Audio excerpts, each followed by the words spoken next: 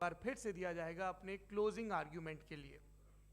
और उसके बाद जो इस बहस के लिए सबसे ज़रूरी चीज़ है कि आप और हम और इंटरनेट पर देख रहे लाखों करोड़ों लोग, उनके सवाल जवाब होंगे। तो आप लोग जो यहाँ मौजूद हैं, आपके हम कुछ सवाल लेने की कोशिश करेंगे।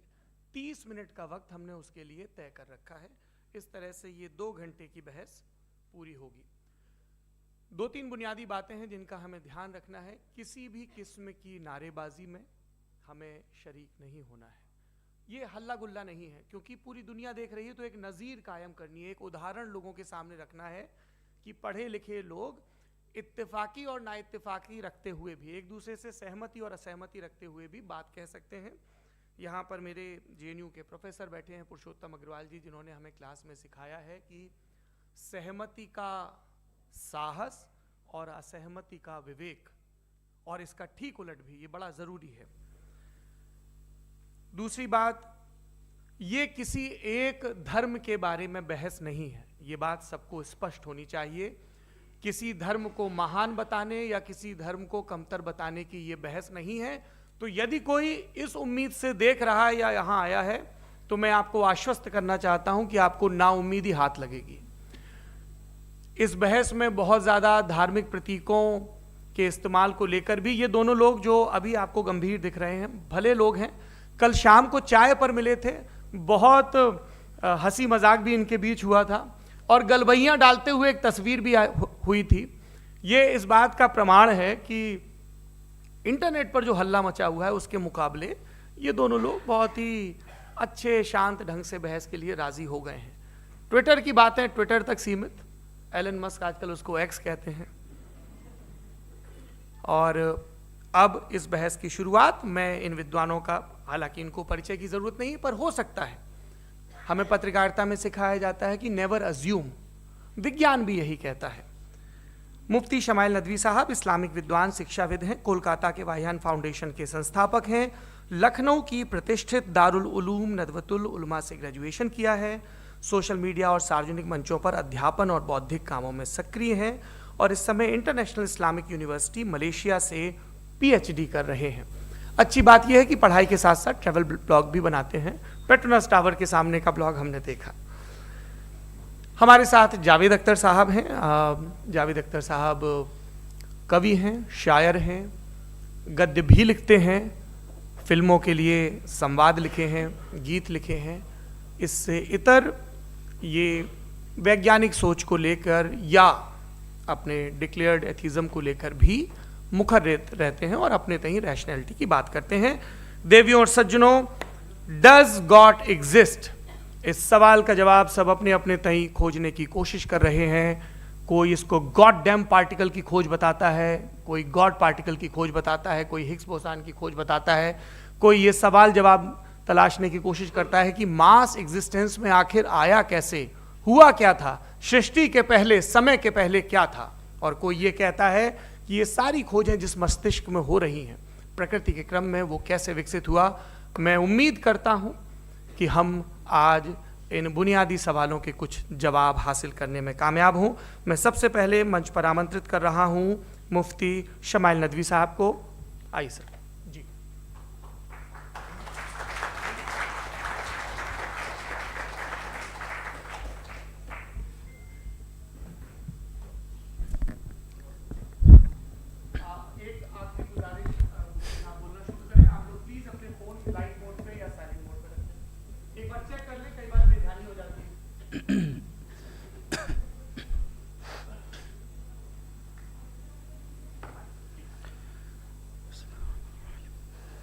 तमाम तारीफ़ें उस क्रिएटर के लिए जिसने इस यूनिवर्स को एक मकसद के तहत पैदा किया है। रिस्पेक्टेड जनाब जावेद अख्तर साहब, मिस्टर सौरभ द्विवेदी, और respected audience, thank you all for being here today. आज की डिबेट में चूंकि हम बात करने वाले हैं डज गॉड एग्जिस्ट के टॉपिक पर, तो ये एक ऐसा टॉपिक है जिसके मुताल्लिक कोई भी डिसीजन लेने के लिए अलग अलग स्टैंडर्ड्स हो सकते हैं। लिहाजा डिबेट के शुरू में ये ज़रूरी है कि हम ये जान लें कि आज के इस टॉपिक में कौन सा स्टैंडर्ड सही होगा और कौन सा गलत होगा।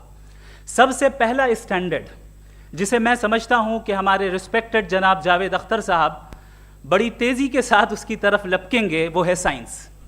जबकि साइंस दर हकीकत खुदा के एग्जिस्टेंस को डायरेक्टली साबित करने या उसके एग्जिस्टेंस को डिनाई करने के लिए स्टैंडर्ड नहीं बन सकती।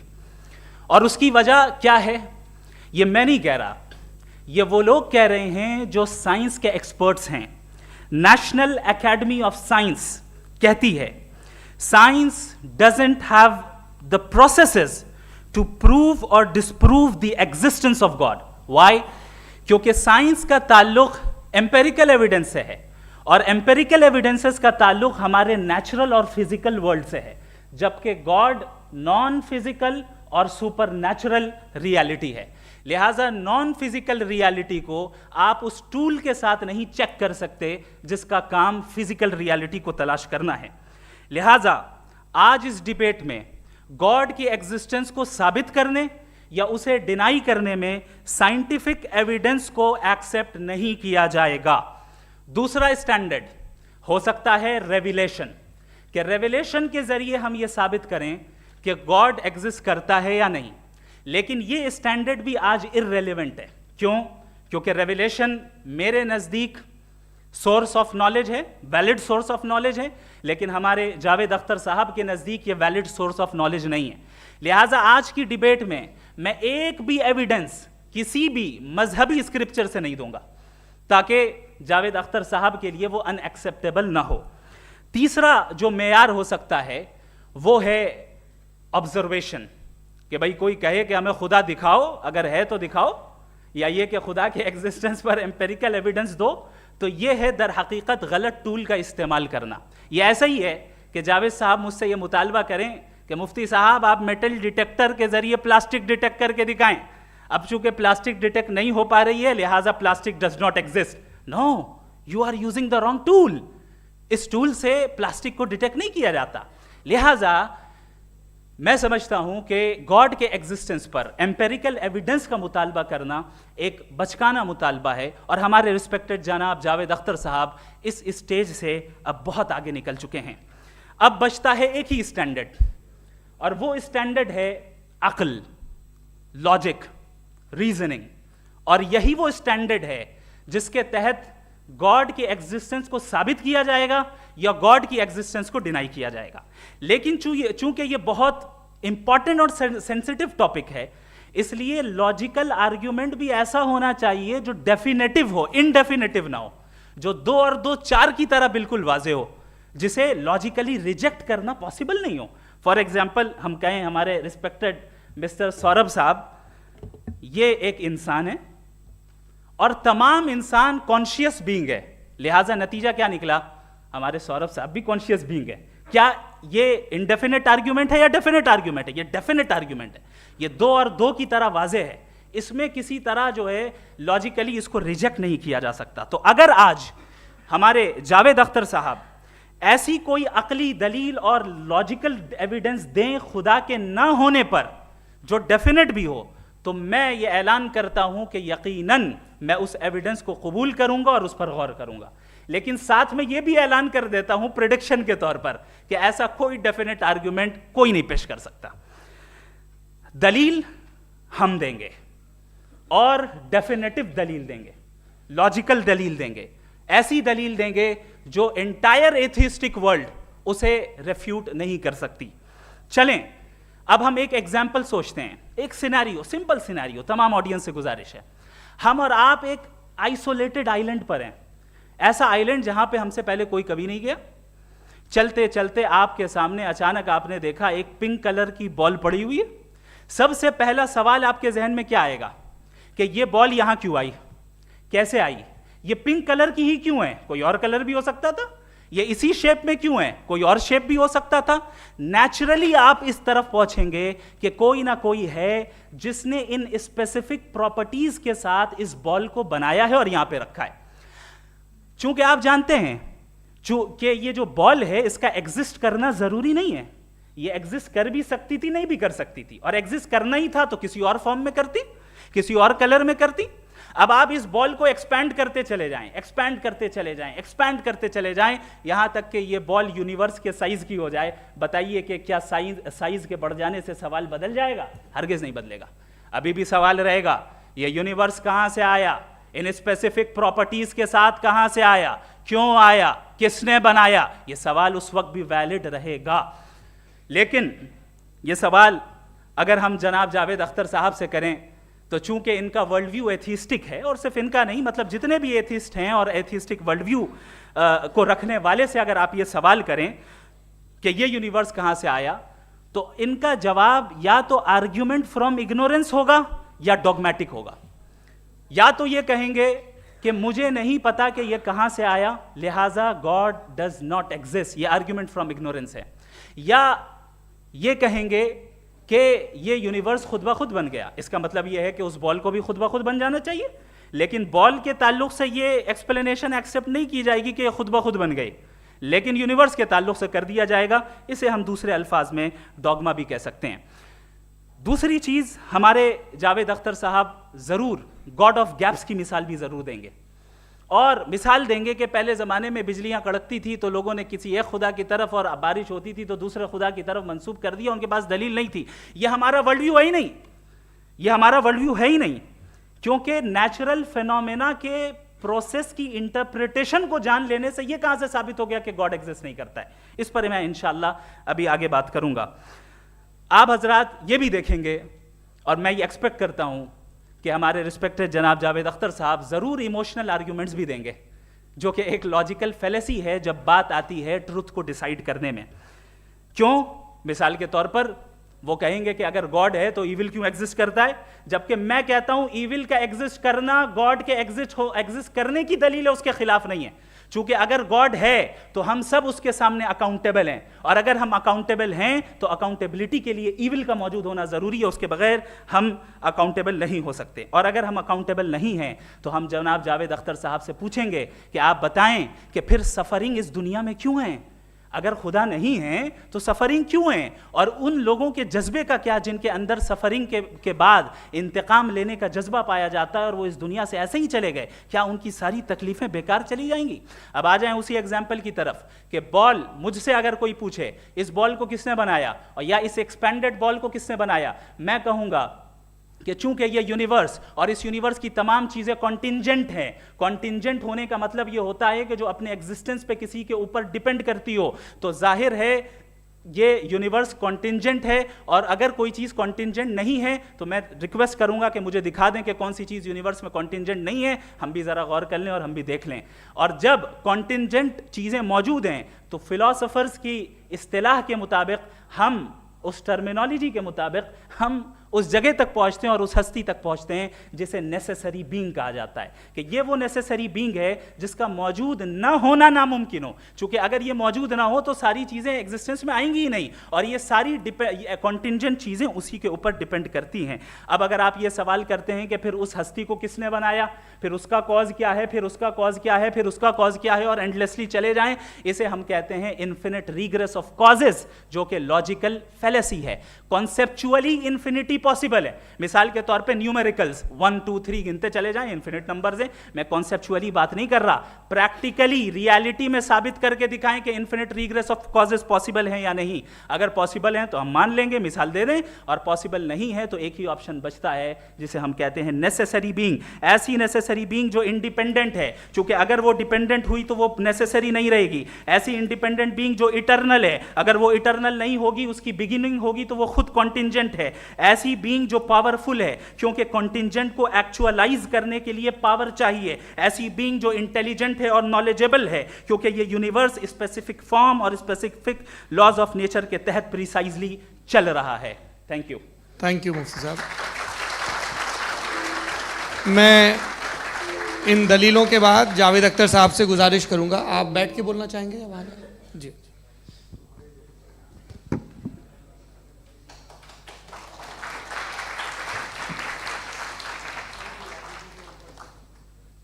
पहले तो मैं मुफ्ती साहब को एक अच्छी खबर देना चाहूँगा कि मेरी नॉलेज साइंस के बारे में बड़ी मामूली है, तो आप फिक्र ना करें उसकी, लेकिन कुछ कॉमन सेंस है मुझ में। देखिए, ये खुदा का तस्वुर कोई नया तस्वुर नहीं है, ये सदियों से रहा है। ये कुछ रिलीजन 3000 साल पुराने होंगे, 4000 साल पुराने होंगे, लेकिन इंसान कोई 10,000 12,000 साल से एग्जिस्ट करता है होमोसेपियन की शक्ल में, और हमेशा कुछ ना कुछ मज़हब रहे। ये मज़हब जाहिलों के नहीं थे, ये मज़हब एक ऐसी ग्रीक सोसाइटी के थे जहाँ बड़े बड़े फिलोसफर्स पैदा हुए। ये मज़हब इजिप्शियंस के थे जिन्होंने पिरामिड्स बनाए थे। ये रोमन्स के थे कि जिनका आर्किटेक्चर और सेनेट यानी पहली बुनियाद डेमोक्रेसी की लिमिटेड थी, मगर डेमोक्रेसी थी, ये उन लोगों ने किए थे। तो इनका जो जुपिटर था, रा था, ज़्यूस था, उन्हें उस पर इतना ही एतमाद था जितना आज किसी मजहबी आदमी को अपने खुदा पे होगा। क्रिश्चियनिटी आने से पहले यूरोप में एक मज़हब था जर्मेनिक रिलीजन। उसका एक खुदा था, उसकी एक बीवी थी, उसके 2 बेटे थे, एक बेटी थी। फिर जर्मनी में जब यूरोप में क्रिश्चियनिटी आई तो वो खुदा, उसकी बीवी और पूरे ख़ानदान चला गया।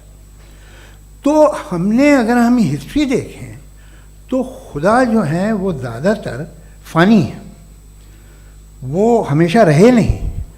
और वो जो लोग इन्हें मानते थे उनको आप कहें वो तो जाहिल थे, उन्हें तो कुछ पता ही नहीं था, ऐसा नहीं है। वो अपने वक्त में बड़े काबिल लोग थे और अपने वक्त में उन्होंने बड़े बड़े काम किए हैं, फिलोसफर्स थे, साइंटिस्ट थे, लेकिन उनका मज़हब कहाँ गया, उनके खुदा कहाँ गए? आज जो खुदा हैं दुनिया में लोग उन्हें मानते हैं। आपको क्या मालूम कि कितने बरसों के बाद क्या होने वाला है? हम यूरोप में देखते हैं तो चर्च खाली हैं। तो वक्त के साथ चीज़ें बदलती हैं। जहाँ तक इसका ताल्लुक़ है मज़हबों का, हर मज़हब आपसे एक चीज़ मांगता है, फेथ। ये फेथ क्या चीज़ होती है? What is the difference between faith and belief? ये तो बहुत ही अहमक़ाना बात होगी कि कोई आदमी कहे साहब अगर खुदा है तो मुझे दिखाइए। ये तो जाहिलाना बात हुई। मैंने तो नॉर्थ पोल नहीं देखा है, मगर मैं मानता हूँ कि नॉर्थ पोल है। मैं क्यों मानता हूँ? इसलिए कि अगर ये दुनिया राउंड है तो उसका कोई टॉप होगा। कुछ लोग हैं जो वहाँ गए भी हैं, कॉमन सेंस कहता है कि ऐसा होगा, सबूत है, गवाह है, रीज़न है। तो ये मेरा फेथ नहीं है। तो फेथ में और बिलीफ में डिफरेंस क्या है? जो मज़हब मांगता है आपसे, हर मज़हब फेथ मांगता है।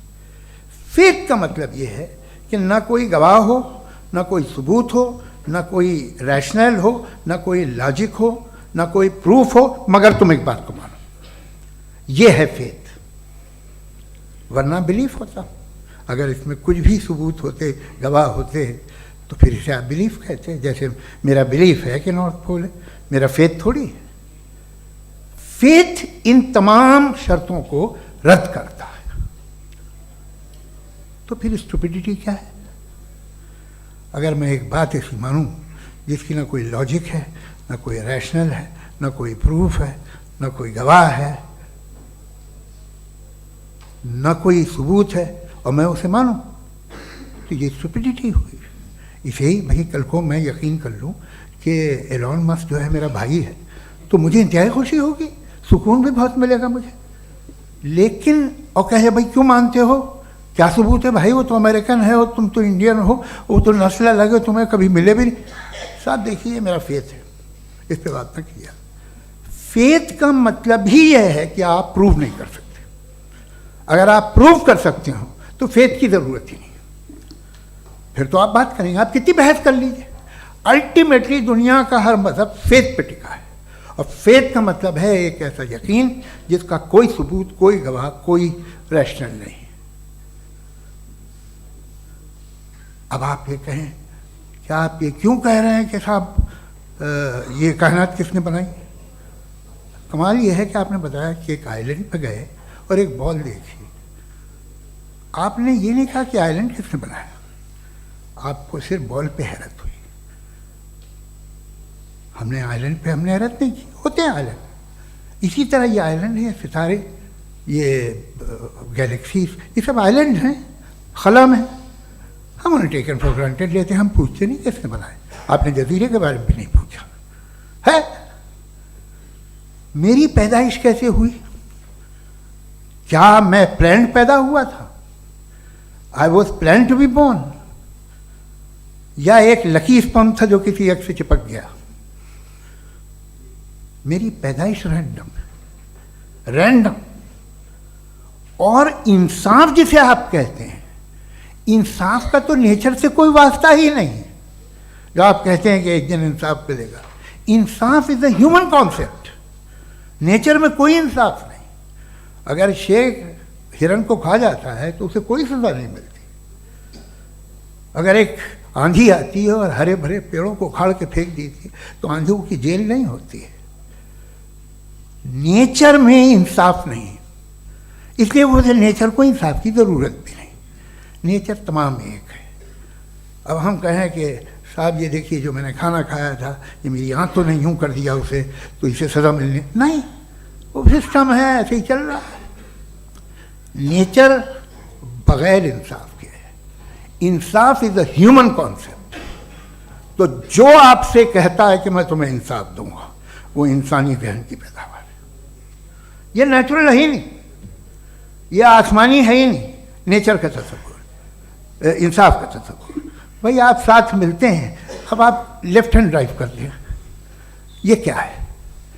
तमाम सच, तमाम नेकी, तमाम शराफत लेफ्ट हैंड ड्राइव है। वरना क्या होगा, या तो आप क्रॉस कर देंगे, आपका एक्सीडेंट हो जाएगा, या आप किसी को मार देंगे, या ट्रैफिक जैम हो जाएगा। झूठ, बेईमानी, रिश्वतखोरी, ये तमाम जो है driving on the wrong side है। इसके ऊपर कुछ नहीं। ये तो हमने बनाया, जैसे हमने लेफ्ट हैंड ड्राइव बनाई है। ये कॉन्सेप्ट ऑफ इंसाफ जो है ये हमारा है, इसका नेचर से कोई वास्ता नहीं। शेर खा जाता है हिरन को, उसे जेल होती है क्या? कुछ भी नहीं, है ही नहीं। तो ये जो दुनिया के रिलीजन प्रॉमिस करते हैं आपसे इंसाफ, इसी से मालूम होता है कि ये मैन मेड है। ये तसव्वुर कहीं और का है ही नहीं। जो नेचर है, कुछ लोग कहते हैं नेचर ही खुदा है, तो नेचर में तो इंसाफ नहीं कहीं। और आप वादा कर रहे हैं कि तुम्हें मरने के बाद इंसाफ मिलेगा। मुझे अगर मिलेगा तो मैं बहुत खुश होऊंगा, लेकिन मैं यकीन नहीं कर पाता हूँ, इसलिए कि मैं फेथ नहीं पैदा कर सकता। The very fact that religions demand faith, इसका मतलब है कि उनके पास जस्टिफिकेशन नहीं है। अच्छा था, फिर रिलीजन अगर मॉडरेशन में है, कोई सा भी नहीं, वो आप में कुछ खूबियाँ भी पैदा करता होगा, देखिए उससे ये फ़ायदा है, वो फ़ायदा है। अल्कोहल जो है वो ज़्यादातर दवाओं में यूज़ होती है, और एक सर्वे किया गया था अमेरिका में कि लॉन्जिटिविटी किन लोगों की है। तो एक तरफ वो लोग थे जो शराब पीते ही नहीं थे, और एक तरफ वो थे जो एक बोतल शराब रोज़ पीते थे। सबसे ज़्यादा लंबी उम्र उनकी है जो 2 पैक नाप के शराब पीते और खाना खाते हैं। मगर हम शराब को बुरा समझते हैं, मैं भी बुरा समझता हूँ। क्यों? ऐसा होता नहीं। कुछ चीज़ों में आदत होती है कि वो बढ़ती है। आज तक में एक आदमी दूध पीता है, आप 10 साल बाद भी मिलेंगे तो एक ही गिलास पीता होगा। ऐसा नहीं होता, सुबह से दूध पीता रहता है। मिल्कोहलिक मैंने नहीं देखे, अल्कोहलिक होते हैं। ये टेंडेंसी है मजहब की कि वो बढ़ता है, जैसे कैंसर बढ़ता है, जैसे शराब बढ़ती है। कुछ लोग होंगे जो उसे सही तरह से यूज़ करते हैं। मुझे यकीन है कि हमारे मुफ्ती साहब भी उनमें से एक हैं, इनसे बहुत खुशी हुई मुझे इनसे मिलकर। लेकिन कितने लोग हैं कि आज आप देखते हैं दुनिया में जो तबाहियाँ हैं, इनमें कितना हाथ है उन लोगों का जो बिलीवर कहते था मजहब ये नहीं कहता, ना कहता होगा, मगर जब ये मजहब पीते हैं तो ऐसे बिहेव करते हैं। थोड़ा सा अगर हो तो शायद बहुत अच्छी बात, लेकिन शराब थोड़ी सी नहीं रहती, उसमें टेंडेंसी है पहले। थोड़ा सा अगर 2-3 कैंसर के सेल हो ना बॉडी में तो आदमी स्लिम रहेगा, लेकिन वो 2-3 सेल नहीं रहते, वो मल्टीप्लाई होते हैं। जावेद साहब टाइम पूरा हो गया। टाइम हो गया तो बस बात खत्म हो गई। अच्छा, मुझे कुछ और कहने को था भी नहीं। जी, मैं पहले जवाबी दौर के लिए इनवाइट कर रहा हूँ मुफ्ती साहब को। Your rebuttal round 1, you have 7 minutes।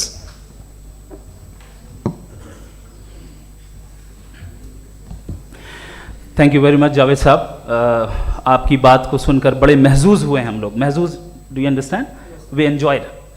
Okay, अब थोड़ा सा लॉजिकली उसको हम लोग देखते हैं। दरअसल हम लोगों ने कल गुजारिश की थी मुफ्ती साहब से भी, जावेद साहब से भी, कि हिंदुस्तानी ज़बान आम फहम सबको समझ में आ जाए और जहाँ कहीं आप मुश्किल शब्द इस्तेमाल करें वहाँ बताते भी चलें। Thank you. तो सबसे पहले हमारे रिस्पेक्टेड जावेद साहब ने हवाला दिया कि खुदा फ़ानी है।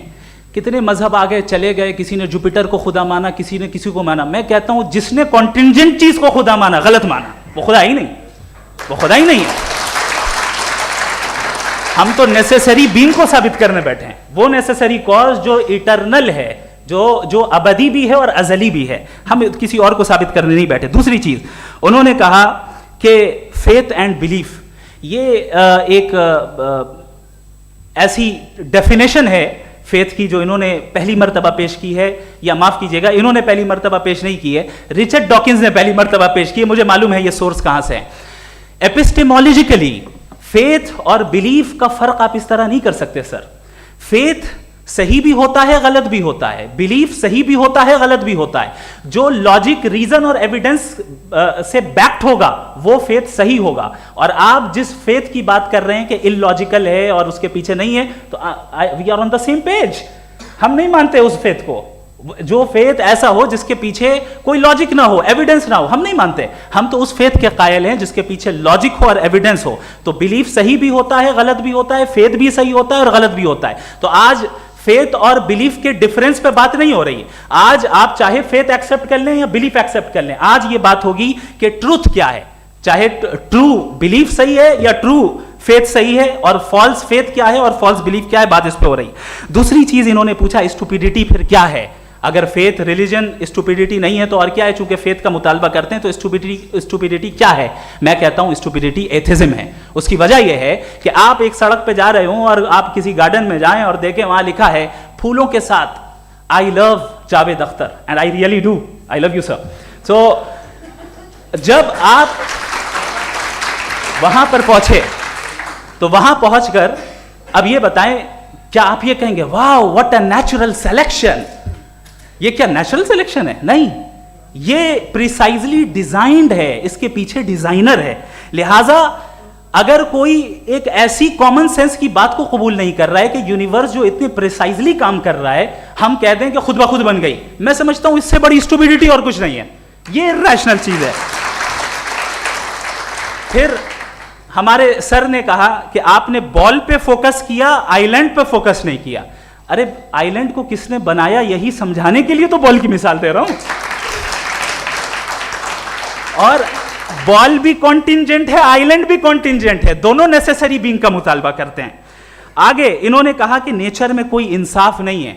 हम डिसाइड करते हैं कि मोरालिटी क्या होती है, इंसाफ क्या होता है। हम डिसाइड करते हैं, जैसे ड्राइविंग सीट में ट्रैफिक वाला, ये तो किसी खुदा ने नहीं कहा, ये है, इसे कहते हैं फॉल्स इक्विवेलेंस। ये एक लॉजिकल फेलेसी है। आपने जो है मिसाल दी ड्राइविंग की और ट्रैफिक की, ये सब्जेक्टिव मोरालिटी है। आप सब्जेक्टिव मोरालिटी को मिसाल बनाकर ऑब्जेक्टिव मोरालिटी के ऊपर नहीं थोप सकते। इंसाफ की ऑब्जेक्टिव मोरालिटी है। अगर आप ये कहते हैं कि नेचर में इंसाफ नहीं है, तो इंसाफ का न होना ये नेचुरल हुआ, तो फिर नेचर को नेचर रहने दे। क्यों हम इतना स्ट्राइव कर रहे हैं दुनिया में इंसाफ लाने के लिए? ये तो इलॉजिकल बात है, इरैशनल बात है। इसलिए बहुत सी चीजें ऐसी हैं जो ऑब्जेक्टिवली जो है इविल या गुड हैं, और बहुत सी चीजें ऐसी हैं जो सब्जेक्टिवली हैं। सब्जेक्टिवली जो मोरल होता है या इमोरल होता है, उसको हम सोशल कंसेंसस से या पर्सनल प्रेफरेंस से डिसाइड करते हैं। लेकिन जो ऑब्जेक्टिव मोरालिटी है, जिसमें इंसाफ आया, जो इन्होंने बार बार रिपीट किया, ये ऑब्जेक्टिव है, सब्जेक्टिव नहीं है। अगर आप कहते हैं ये सब्जेक्टिव है, तो मेरा सवाल आपसे ये है, क्या सोशल कंसेंसस के जरिए अगर जुल्म को सही करार दे दिया जाएगा तो आप जुल्म को जस्टिफाई करेंगे? दूसरी चीज इन्होंने ये कहा कि 2 पैक शराब पी लें तो वो उतने पे नहीं रहता, बढ़ जाता है। यही मामला मजहब के साथ है। 2 पैक आप पी लें, बढ़ेगा। तो ये एक ऐसी मिसाल है, इसको कहीं भी फिट कर लें कि आप एथिज्म पे जब फिट करें, जब आप 2 पैक एथिज्म का लेंगे ना, तो वो बढ़ बढ़ के नॉर्थ कोरिया बनेगा। Thank you.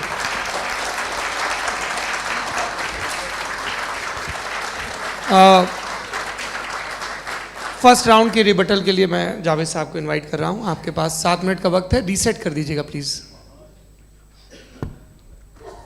मुझे इस बात की खुशी है कि मुफ्ती साहब ने भी मान लिया कि नेचर में कोई इंसाफ नहीं है।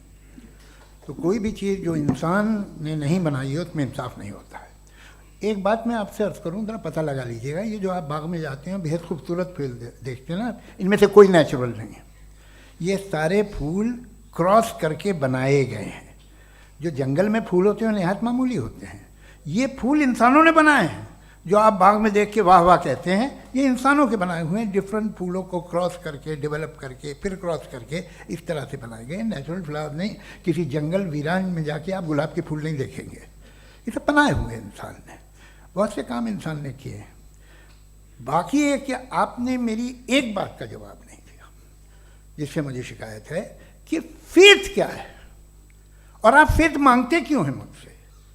आप तो लॉजिकल हैं, आपके पास तो सारे रैशनल्स हैं, आपके पास सारे सबूत हैं, तो आपको फेथ की डिमांड क्यों करते हैं कि भाई तुम सरेंडर कर दो और सवाल मत करो। कोई मजहब सारे सवाल करने की इजाज़त नहीं देता है और मना करता है कि ज़्यादा सवाल ना करो, बह जाओगे तुम। आप क्यों रोकते हैं? हकीकत यह है कि इंसानी तारीख क्या है।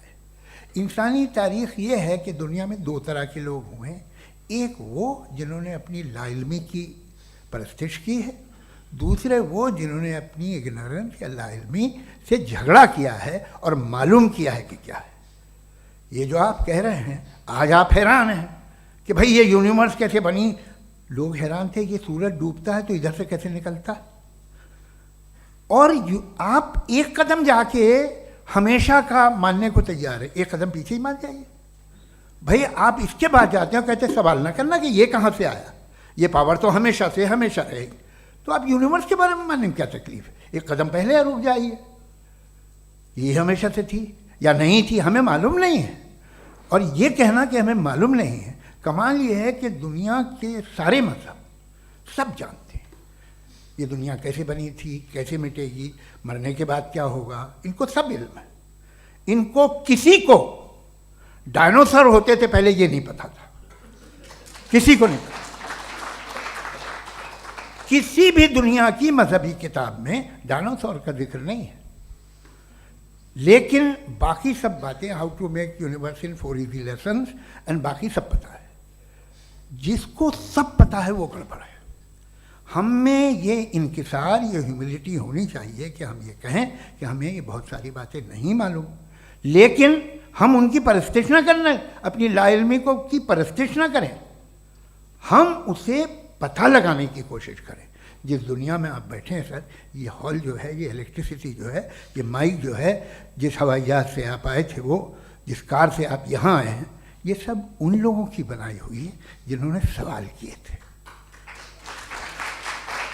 ये दुनिया जिसमें आप आज आराम से हैं, ये उन लोगों की बनाई है कि जिन्होंने सवाल किए थे। और हर स्टेज पे इन सवालों को मकरूह कहा गया था, गलत कहा गया था। आप ज़रा तारीख पढ़िए, एक बड़ी दिलचस्प किताब है बर्ट्रैंड रसेल की,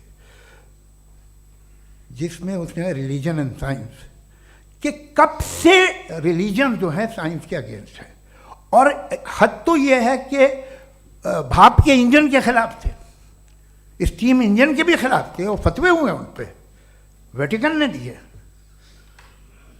तो ये हमेशा, अभी जैसे ही ये राइट विंगर आते हैं अमेरिका में पावर में, तो वो जो अपना ये क्या बोलते हैं उसे, सीड क्या बोलते हैं, सीड क्या जो, हाँ नहीं सीड जो होते हैं जिस पे जी नहीं भाई, वो जो ह्यूमन बॉडी के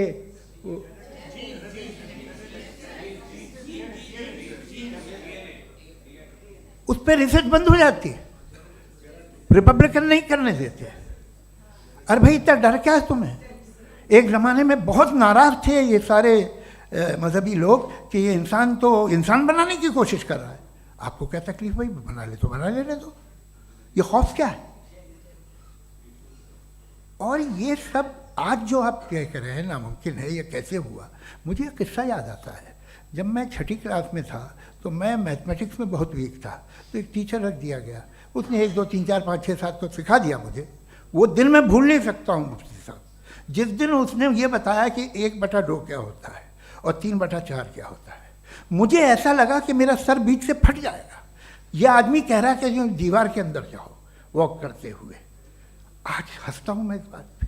तो आज जो बातें आपके जहन से बिल्कुल परे हैं और आप हैरान होते हो उन्हें देख के, एक वक्त आएगा कि मामूली लगेंगे। और हुआ है, आपकी इंसानी तारीख ही है।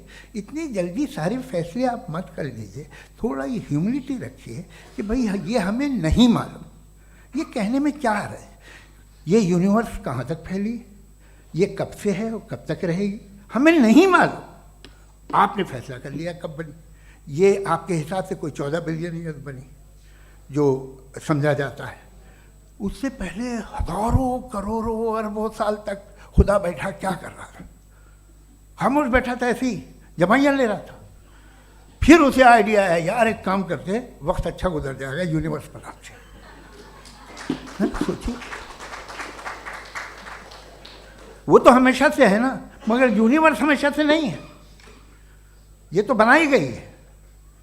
और उससे पहले क्या था, इनका क्या काम था, कैसी बात है।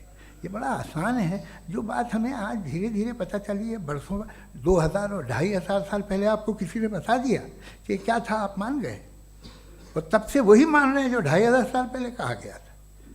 सब कुछ बदल गया है, सॉल्व हो रही हैं चीज़ें। अभी साइंस बिल्कुल दावा नहीं करती, या कोई फिलोसफर ये दावा नहीं करता कि हमें सब मालूम, बल्कि वो कहता है कि हमें जितना मालूम होता है उससे ये मालूम होता है कि हमें कितना कम मालूम।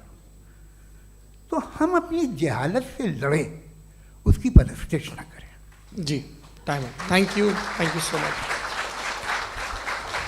मैं तर्कों की श्रृंखला में राउंड 2 के लिए मुफ्ती साहब को आमंत्रित कर रहा हूँ। आपके पास एक बार फिर से 7 मिनट का वक्त है। शुक्रिया। जनाब जावेद अख्तर साहब कई मर्तबा दोहरा रहे हैं कि फ़ेथ का मतलब बताइए, फ़ेथ का मतलब बताइए। मैंने बता दिया, फ़ेथ सही भी होता है, गलत भी होता है। और आज हम फ़ेथ पे बात नहीं कर रहे, हम ट्रुथ और डज गॉड एग्जिस्ट पे बात कर रहे हैं। क्या डज गॉड एग्जिस्ट, ये ट्रुथ यानी गॉड है या नहीं है, इसमें से दोनों ट्रुथ क्या है। अब आप उसे फेथ कह लें, बिलीफ कह लें, नॉट माई बिजनेस। उसके बाद आपने कहा कि भाई सवाल करने से मजहब रोकता है। मैं कहता हूं जो रोकता है वो रोकता होगा, मैं नहीं रोकता, बल्कि सवाल करें, सवाल करना चाहिए। सवाल कर करके तो हम आगे बढ़ते हैं, तरक्की करते हैं, और इसीलिए मैं आज यहां पे आया हूं। लेकिन सवाल सिर्फ खुदा से नहीं होगा, आपसे भी होगा। सवाल एथिज्म से भी होगा, सवाल सिर्फ मजहब से नहीं होगा, सबसे होगा। और आज मैं सवाल करूंगा और उम्मीद है कि आप जवाब देंगे। अभी तक आपने वैसे कॉन्टिंजेंसी आर्गुमेंट का कोई जवाब नहीं दिया है। चलें, आपने कहा यूनिवर्स के बारे में इटर्नल क्यों नहीं बोल देते। ये चूंकि लॉजिकली पॉसिबल ही नहीं है कि यूनिवर्स इटर्नल हो। यूनिवर्स एक कॉन्टिंजेंट चीज है जो टाइम एंड स्पेस के पाबंद है, टाइम एंड स्पेस से बाउंड है। जो टाइम एंड स्पेस से बाउंड होगा वो कॉन्टिंजेंट होगा, जो कॉन्टिंजेंट होगा वो उसकी बिगिनिंग हुई होगी, जिसकी बिगिनिंग हुई होगी वो इटर्नल नहीं हो सकता। ये तो कॉमन सी बात है। आपने कहा कि किसी मजहबी किताब में डायनासोर का जिक्र नहीं है। अफसोस कि आज तक किसी मैथमेटिक्स के किताब में मुझे डायनासोर का जिक्र नहीं मिला।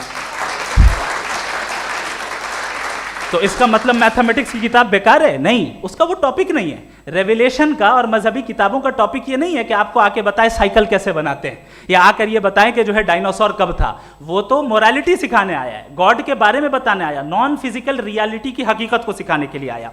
रिलीजियन साइंस को रोकता है? नहीं रोकता। अगर रोकता है तो गलत करता है। रिलीजियन साइंटिज्म को रोकता है, जिसमें हमारे जावेद साहब मुब्तला हैं।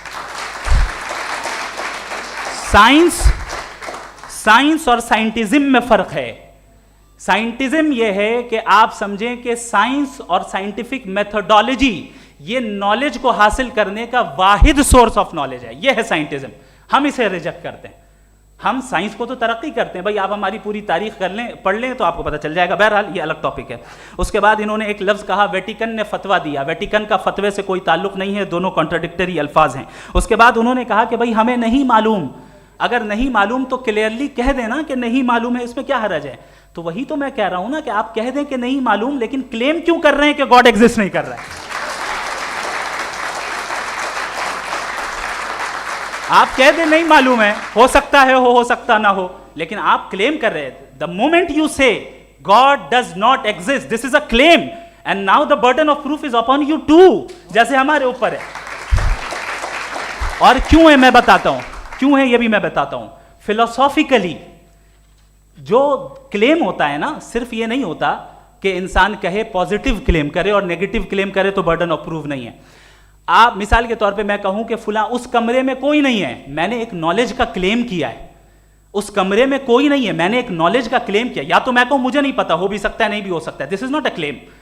लेकिन जब मैं कह रहा हूं कि वहां कोई नहीं है या मैं कह रहा हूं वहां कोई है, दोनों क्लेम है और दोनों के ऊपर बर्डन ऑफ प्रूफ है। हमारे ऊपर भी बर्डन ऑफ प्रूफ है, मैंने कंटिजेंसी आर्ग्यूमेंट दिया, इसे तोड़कर दिखाइए। आखिरी चीज, इन्होंने कहा कि खुदा दुनिया बनाने से पहले 150 साल पहले या करोड़ों साल पहले क्या कर रहा था। अरे हजरत, चलें बहरहाल मैं जवाब दे देता हूं, आप हमारे रिस्पेक्टेड पर्सनालिटी हैं, अगर आप नहीं होते तो मैं ऐसे एंटरटेन ही नहीं करता। टाइम, ये 100 साल पहले या 100 साल बाद, पहले बाद में अभी, ये वो अल्फाज हैं जिनका ताल्लुक टाइम से है। टाइम शुरू ही हुआ है यूनिवर्स की बिगिनिंग के बाद, तो उसके पहले खुदा क्या कर रहा था? सवाल इलॉजिकल है, ये फेलेसी है। यानी आप ये कह रहे हैं कि यूनिवर्स के बनने से पहले खुदा क्या कर रहा था? टाइम के बनने से पहले, पहले का ताल्लुक टाइम से, टाइम उस वक्त था ही नहीं, तो ये सवाल ही इनवैलिड है खुदा के ताल्लुक से।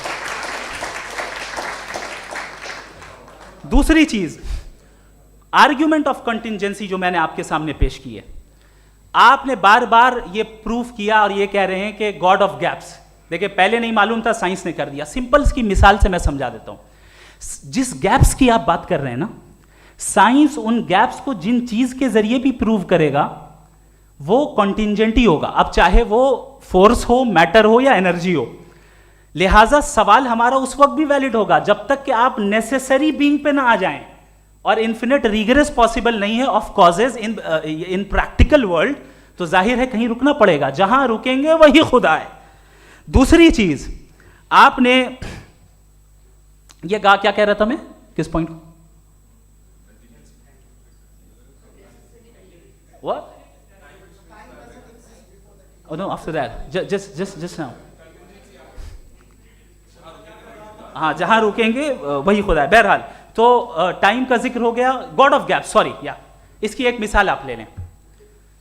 एक कार है, एक साहब ने देखा कि भाई कार जो है उसके व्हील्स कितने अच्छे लगे हुए हैं, सही जगह पे, स्टीयरिंग जो है कितने अच्छे जगह पे लगी हुई है, और सीट्स कितने वेल डिजाइंड है, कितनी प्रिसाइजली ये कार काम कर रही है, तो जरूर कोई ना कोई इसे क्रिएट किया है, किसी ने क्रिएट किया है। अब जावेद साहब आए और कहे, अरे जनाब बोनेट खोलिए, इसमें इंजन है, इंजन इस कार को चला रहा है, hence prove no one has created the car. This is illogical, this is irrational. आपने इंजन के जरिए उस गैप को तो साबित किया, लेकिन क्या उससे कार की जो क्रिएशन है और उसका जो क्रिएटर है ये इम्पॉसिबल हो जाए? ऐसा पॉसिबल है? उसका सवाल खत्म हो जाए, ऐसा पॉसिबल है? नहीं। आपने गैप्स को फिल करके, कॉन्टिंजेंट चीजों से गैप्स को फिल करके हमारे ऑब्जर्वेशन को और ब्रॉड कर दिया। अब हमें और पता चल गया कि ये जो कार है इसका सिस्टम कितना ज्यादा कॉम्प्लेक्स है। पहले कम समझते थे, अब कॉम्प्लेक्सिटी और ज्यादा वाजे हो गई। अब हमें समझ में आ रहा है कि हमारी सर्टेनिटी और बढ़ गई कि जरूर इस कार को किसी ना किसी ने बनाया। यही मामला यूनिवर्स का है। साइंस हमेशा फिजिकल वर्ल्ड की चीजों को ही फिल करती जाएगी और फिजिकल चीजों से ही करती जाएगी, चूंकि एम्पेरिकल एविडेंस का ताल्लुक फिजिकल वर्ल्ड से है। आप साइंस के जरिए मेटाफिजिकल रियलिटी को कभी साबित नहीं कर सकते। ये रॉन्ग टूल का इस्तेमाल करना है। ये वही काम है कि आप मेटल डिटेक्टर से प्लास्टिक डिटेक्टर करने चलें, जो कि जाहिर है सही नहीं है। Thank you.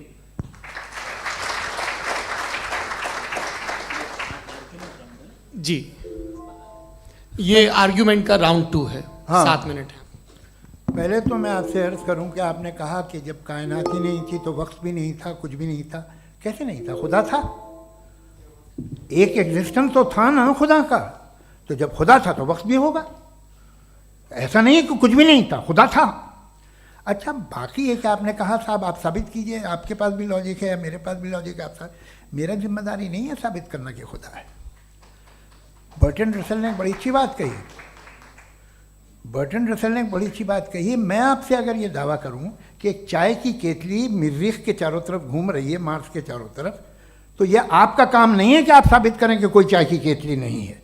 ये मेरा काम है, मैंने दावा किया है। ये दावा तो मजहबी लोग करते हैं कि खुदा है, मैं क्यों साबित करूं कि नहीं है? जब तक आप मुझे कन्विंस नहीं कर देंगे मैं नहीं मानूंगा। आपकी जिम्मेदारी है, मेरी जिम्मेदारी नहीं है।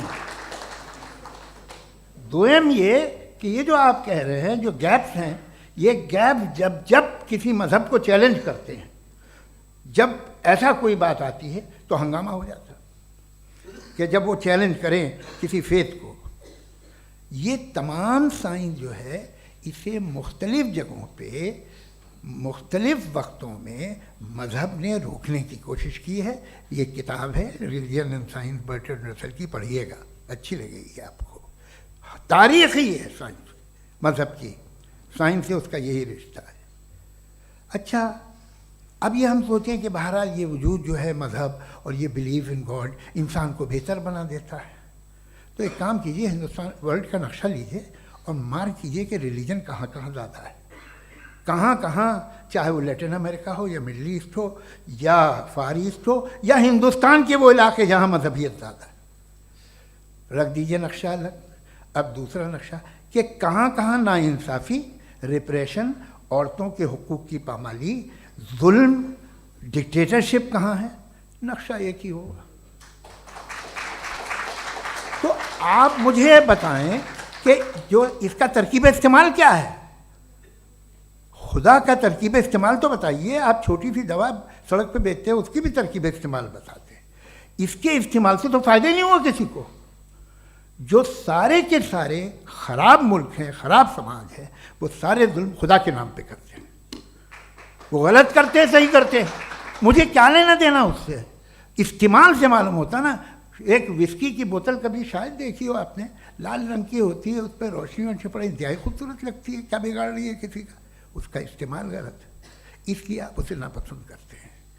इसका इस्तेमाल गलत है, इस तसव्वुर का इस्तेमाल ही गलत है और हमेशा से गलत हुआ है।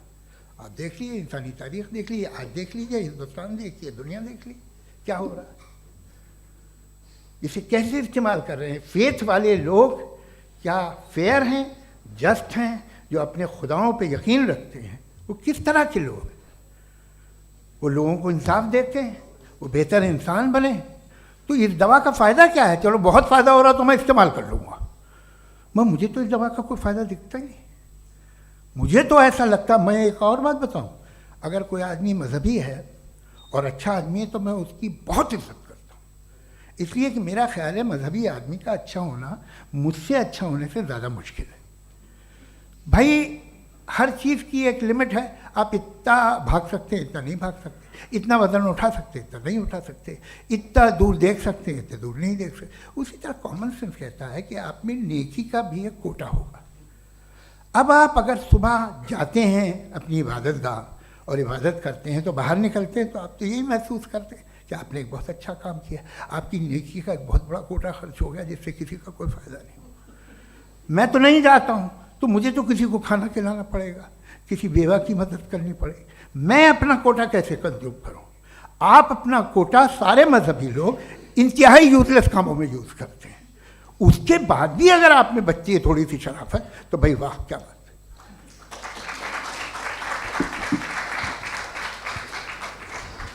एक तो मुझे ये बात बहुत अच्छी लग रही है कि दोनों ही विद्वान समय को मानते हैं और बहुत समय से अपनी दलीलें और बाज़ दफ़ा समय से पहले अपनी तकरीरें पूरी करके अपनी अपनी कुर्सी पर बैठ रहे हैं। ये इस आर्ग्यूमेंट का राउंड 2 पूरा हुआ। अब रिबटल का राउंड 2 है और उसके बाद क्रॉस एग्जामिनेशन होगा। नहीं, आपका आर्ग्यूमेंट हो गया सर। हमारे यहाँ स्कूल के सिलेबस में पंच परमेश्वर कहानी पढ़ाई जाती है, प्रेमचंद जी की लिखी हुई। आप निश्चिंत रहिए, आपके कोई राउंड में मिस नहीं होने दूंगा। रिबटल का राउंड 2, मुफ्ती शमाइल नदवी साहब।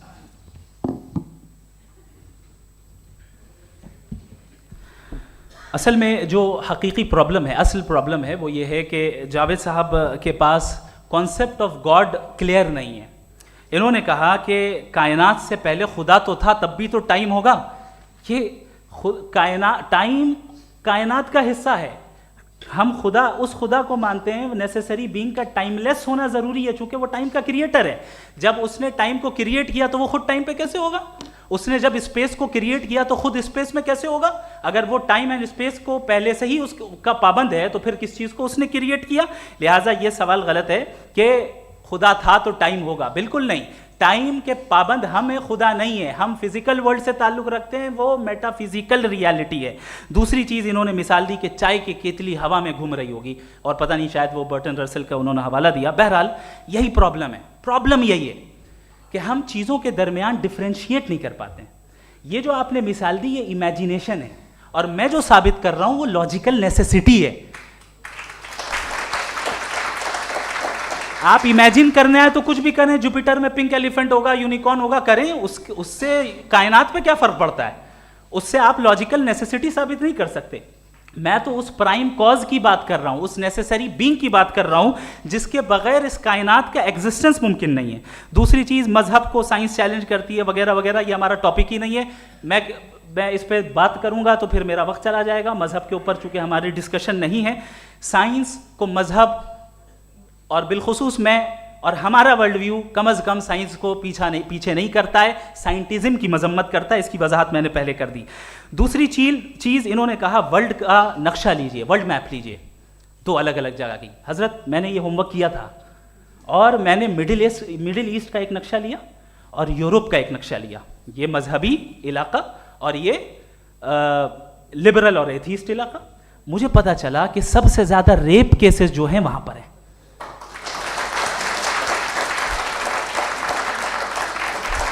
मुझे ये पता चला यूएन की रिपोर्ट के मुताबिक, मैं ये अपने घर से नहीं लेके आ रहा, कि जो वर्किंग वुमेन है यूरोपियन कंट्रीज में, उसमें 81% वुमेन सेक्सुअल हैरेसमेंट का वर्क में शुमार हो रही है। ये मिडिल ईस्ट में नहीं हो रहा है, वो मजहबी लोग हैं इसलिए नहीं हो रहा है। दूसरी चीज आपने ये कहा कि मजहबी आदमी का अच्छा होना हमारे अच्छे होने से बहुत मुश्किल है, बहुत मुश्किल है। तो इसका मतलब यह है कि गॉड के अलावा आपके पास अच्छे और बुरे का कोई स्टैंडर्ड है। मैं चाहूंगा कि कन्वर्सेशनल स्टाइल वाली डिस्कशन और सेगमेंट पे इसी पे बात कर लेते हैं। Thank you very much.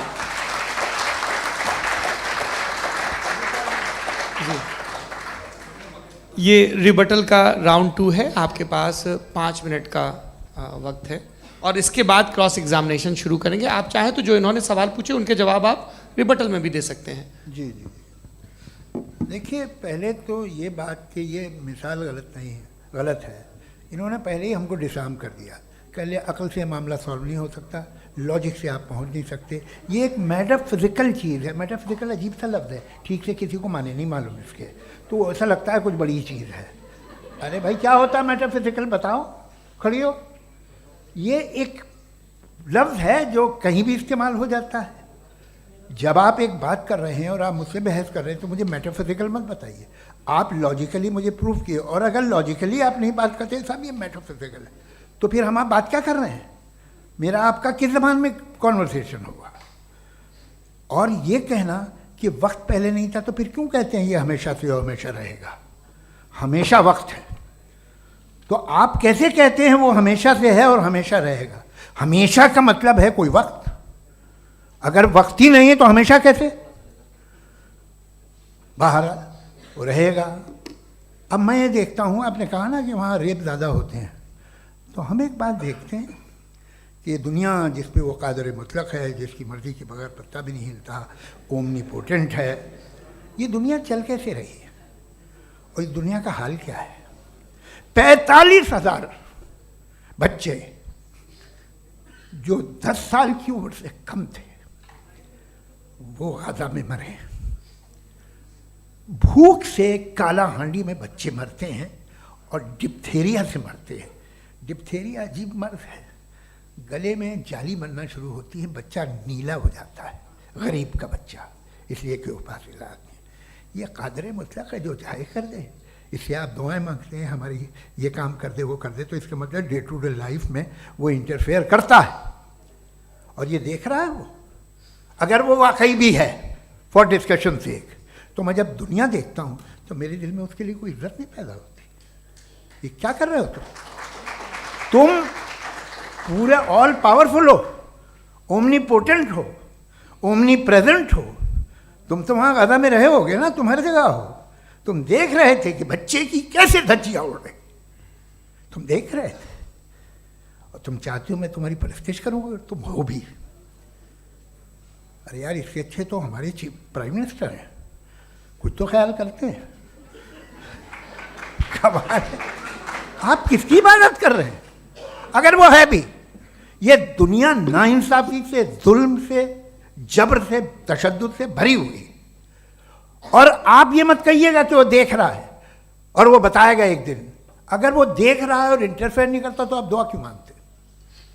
आप कहते हैं मेरा ये काम करा दे, इसके मतलब है वो दखल दे सकता है, वो आपको नौकरी दिलवा सकता है, भले दूसरे आदमी को न मिले, मगर आपका काम कर देगा चूंकि आपने दुआ मांगी है। तो जब वो आपको नौकरी दिला सकता है, लड़की की शादी कर सकता है, बेटे को ग्रीन कार्ड दिलवा सकता है, तो कम से कम ये जो मर रहे हैं बच्चे, इनको रोक दे, कुछ तो करे। मुझे तो दुनिया में, इस दुनिया का कोई मालिक है, इसका ओमनीपोटेंट कोई रूलर है, और ये दुनिया ऐसी चल रही है। मैं तो चाहूँगा कि भाई ना हो, अगर हो तो बड़ी शर्मिंदगी की बात है। शुक्रिया।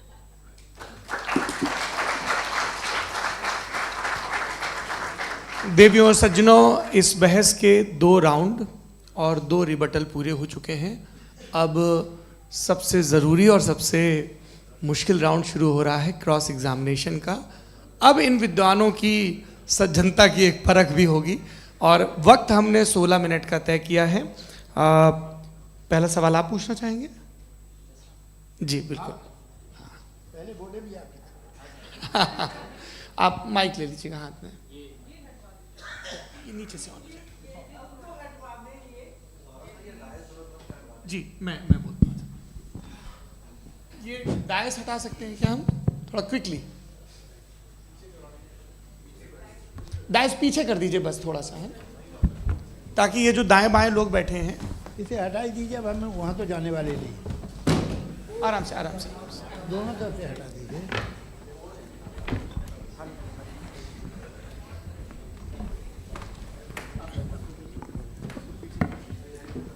इस बीच आप लोग भी अपने अपने सवाल तैयार कर लें। ये ध्यान रखेंगे कि मैं यहाँ से सवाल लूँगा, आप लोगों को अपना हाथ ऊपर करना है, अपना नाम बताना है, और अधिकतम 3 वाक्यों में अपना सवाल पूरा करना है। कई लोग सवाल की जगह भाषण देने लगते हैं, उससे आज बचना है। जी मुफ्ती साहब, पहला सवाल आपका, 16 मिनट हैं, हम दोनों लोगों के सवाल लेंगे। जी जी बहुत शुक्रिया। आपकी जो अभी बात हुई बहुत अहम थी, मैं इसको चाहूँगा कि आगे डिस्कस करूँ, लेकिन चूँकि अभी ये वो सेगमेंट है क्रॉस एग्जामिनेशन, तो सबसे पहला सवाल आपसे ये है कि जो मैं इतनी देर से कॉन्टिंजेंसी आर्ग्यूमेंट आपको बता रहा था, ये अकल से ही बता रहा था हजरत, आप ये बताएं कि आप इन्फिनिट रिग्रेस ऑफ कॉजेस को पॉसिबल मानते हैं या नेसेसरी बीइंग के एग्जिस्टेंस को सही समझते हैं, चूंकि 2 ही ऑप्शन हो सकता है, आप ये बताएं। देखिए, आपको मैं ईमानदारी से बात करूँ, एक तो मैं कॉन्टिजेंसी वर्ड ठीक से समझता नहीं, और इस वक्त भी जो आपने अंग्रेज़ी के अल्फाज इस्तेमाल किए वो ज़रा थोड़े से मुझे डिफ़िकल्ट और कॉम्प्लिकेटेड लगे, तो आप ज़रा सिंपल ज़बान में सवाल कर सकते हैं? बिल्कुल कर सकता हूँ जी। यूनिवर्स की हर चीज़ कॉन्टिंजेंट होने का मतलब ये है कि वो अपने एग्जिस्टेंस में किसी के ऊपर डिपेंडेड है। जो भी चीज़ डिपेंडेड होगी वो चीज़ इंडिपेंडेंट नहीं हो सकती, तो उसका कोई ना कोई कॉज होगा। तो अब आप क्या समझते हैं कि ये इन्फिनिट रिग्रेस है, यानी कॉज पर कॉज, कॉज पर कॉज, कॉज पर कॉज, और कभी कोई यानी ये एंडलेसली चलता रहा? क्योंकि अगर ऐसा होगा तो हम तो एग्जिस्टेंस में आते ही नहीं, लॉजिकली ये मुत्तफक अलैह चीज़ है, मुत्तफक अलैह अग्रीड अपॉन। इस पे हमने एग्री किया था कि मुश्किल शब्द आएगा तो अर्थ बताना पड़ेगा। तो इन्फिनिट रिग्रेस तो पॉसिबल नहीं है, तो कहीं ना कहीं आपको रुकना पड़ेगा ऐसे नेसेसरी बीइंग पर। नहीं, कोई ज़रूरत नहीं रुकने की। किसने कहा आप रुकना पड़ेगा?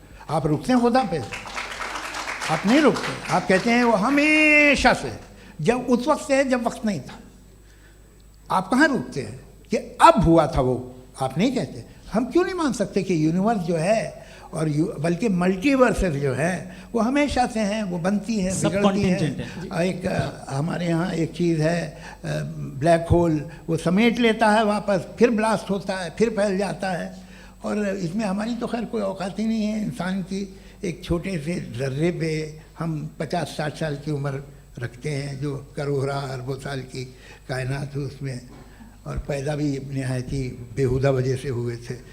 तो इसमें ये सोचना कि इसकी वजूहात और ये क्यों है, ये डिपेंडेंट है, ये हम देख रहे हैं, क्या मालूम। आप सोचिए कि ये जो फैल रही है कायनात, ये कहाँ फैल रही है, ये कहाँ जा रही है, और ये फैल क्यों रही है। अरे बना ली थी तुमने, रुको भैया काफ़ी है। ये फैल क्यों रही है, ये और कौन सी कायनात जिसे मैं दूरबीन से देखता हूँ तो 2 बिलियन लाइट ईयर पे है, उससे मेरा कोई वास्ता ही नहीं है। 2 बिलियन ईयर यानी अगर मैं 80,000 माइल्स पर सेकेंड से चलूँ तो 20 करोड़ साल में वहाँ पहुँच जाऊँगा। इसकी ज़रूरत क्या थी। ये दुनिया, ये कायनात तो इंसान अशरफुल मखलूक़ात के लिए बनाई गई ना। तो ये सब ये टर्म समझ में नहीं आया, इसमें कोई ख़ास समझने वाली बात थी भी नहीं। ये जो अल्टीमेट कहा यह जाता है कि ये जो पूरी यूनिवर्स है, ये जो दुनिया है, ये इंसान के लिए बनाई गई। अच्छा, ये सब इंसान के लिए। क्यों साहब, सही है ना। बिल्कुल, लेकिन इसका ये मतलब नहीं कि किसी चीज के पीछे रीजन आपको नहीं पता तो रीजन नहीं है, इसे कहते हैं नहीं, from limited perspective। मुझे नहीं पता, लेकिन मेरी जिम्मेदारी नहीं है। वो बिल्कुल सही कहा था उसने, बर्टन रसल ने। आपने उसे मजाक में टाल दिया कि भाई आप एक दावा कर रहे हैं, मैं क्यों कहूँ कि ये गलत है दावा। आप प्रूफ कीजिए, मेरे पे जिम्मेदारी ही नहीं है, मैंने थोड़ी कहा है। आप प्रूफ कीजिए कि ये सही है। आप आर्ग्यूमेंट ऑफ कॉन्टिजेंसी आप का जवाब कोई ही नहीं दे सवाल रहे हैं। पूछना चाहेंगे? है? आप सवाल पूछना चाहेंगे मुफ्ती साहब से, क्योंकि ये क्रॉस एग्जामिनेशन का दौर है। आप जैसे पहले बोल रहे थे फेथ को लेके कुछ। मैं ये पूछना चाहूँगा कि खुदा ने जो भी रेवलेशन किए हैं, एक मज़हब के लिए बहुत से मज़हबों में किए हैं, अलग अलग रेवलेशन है। कहीं कुछ एक बातें हैं, कॉन्ट्रडिक्शन भी है आपस में, कहीं कुछ आप कर सकते हैं, कहीं कुछ नहीं कर सकते। ऐसा नहीं है कि सबकी कोड ऑफ मॉरल एक है। तो ये किस्सा क्या है। अब आप ये देखिए कि मुझे कभी कभी लगता है कि जो फुटबॉल फाइनल होता है, लाखों लोग होते हैं, फिर वो टीवी कवर कर करोड़ों लोग, अगर उसमें खुदा की एक बूमिंग आवाज़ आ जाती, मैं गॉड हूँ, तो सारे लोग अभी सुन लेते और टीवी पे भी सुन लेते, किस्सा ख़त्म होता। ये इतनी राजदारी क्या है कि तुम सामने कुछ तो सबूत दे दो हमें सॉलिड। ये कह साहब ये यूनिवर्स कैसे बनी, इससे मसला क्या हल होगा। मैं पूछूंगा आपसे खुदा कैसे बना, क्यों नहीं पूछूंगा कैसे बना, बल्कि वो तो कायनात से कहीं ज़्यादा इंटेलिजेंट है, कायनात से कहीं ज़्यादा कॉम्प्लेक्स। जी वो हमेशा से है, आप कहेंगे मैं मान लूँगा। अच्छा, दोयम वो कादिर मुतलक, यानी कादिर मुतलक का मतलब ओमनीपोटेंट, वो जो चाहे कर सकता है। आपको नौकरी दिलवा सकता है, आपकी अच्छी जगह शादी करवा सकता है, आपके पड़ोसी का मुकदमा हरवा सकता है, आपको जिता सकता है, सब काम करता है। थोड़ा सा माइक क्लोज जी। वो इस दुनिया को चला कैसे रहा है, ये दुनिया कैसे चल रही है, आपको इस पर हैरत नहीं होती। या क़यामत के बाद कभी एक जस्टिस होगा, जब ये बच्चा मर चुका होगा, जिसकी धज्जियाँ उड़ गई बम से, इसको इंसाफ मिलेगा तब। अच्छा, अब जवाब दूं? हाँ जी। मैं इसीलिए आप की तरफ। सबसे पहले आपने रेवलेशन और स्क्रिप्चर्स की बात की, इस पे मैं बात कर सकता हूं, लेकिन आज नहीं करूंगा चूंकि वक्त कम है, कभी और इस पे डिस्कस करेंगे। मैं तैयार हूं उस पे भी बात करने के लिए। ये अभी से राउंड 2 की भूमिका तय हो रही है। डज गॉड एग्जिस्ट राउंड 2 जी। चूंकि आज गॉड के एग्जिस्टेंस पे बात है, तो मैं उसी के रिलेटेड जो है आपके सवालात को एंटरटेन भी करूंगा और मैं भी पूछूंगा। आपने कहा कि आपने साबित ही नहीं किया, जबकि आर्ग्यूमेंट ऑफ कॉन्टिजेंसी बुनियादी आर्ग्यूमेंट है। आप मुझे कॉन्टिजेंसी का मतलब बताइए, आपका मतलब क्या है कॉन्टिजेंसी? कॉन्टिजेंसी का मतलब यह हुआ कि हर वो वजूद जो किसी भी चीज का पाबंद है, हर वो वजूद या हर वो चीज जो अपने एग्जिस्टेंस में किसी भी चीज के पाबंद है और उससे बाउंड है, उसको उसकी ज़रूरत है, उस पर डिपेंड करती है, तो जाहिर सी बात है कि उसका कोई ना कोई कॉज होता है। ये तो अक्ल की बात है।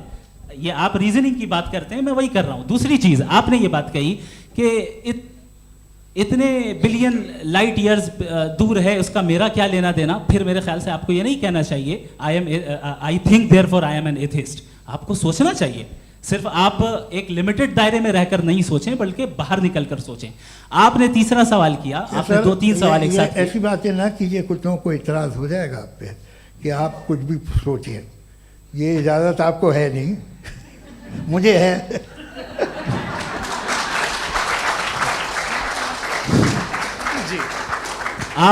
आपने प्रॉब्लम ऑफ इविल के ताल्लुक से सवाल किया और बार बार आप एक लफ्ज रिपीट कर रहे हैं कि ओमनीपोटेंट गॉड है, ऑल पावरफुल गॉड है।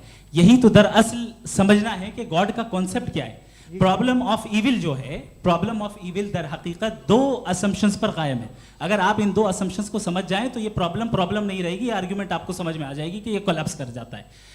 पॉइंट नंबर 1, यानी जो आपका सबसे पहला फॉल्स असम्पशन है कि गॉड मर्सीफुल है, ओमनीपोटेंट है, दुनिया में जुल्म हो रहा है। लेकिन आपको ये समझना चाहिए कि हमारे वर्ल्ड व्यू के मुताबिक गॉड सिर्फ ओमनीपोटेंट और सिर्फ मर्सीफुल नहीं है, बल्कि वो ऑल वाइज भी है और वो ऑल नोइंग भी है। उसके हर काम के पीछे हिकमत और विजडम है। ये कोई जरूरी नहीं है कि वो हिकमत और विजडम आपको समझ में आए या मुझे समझ में आए।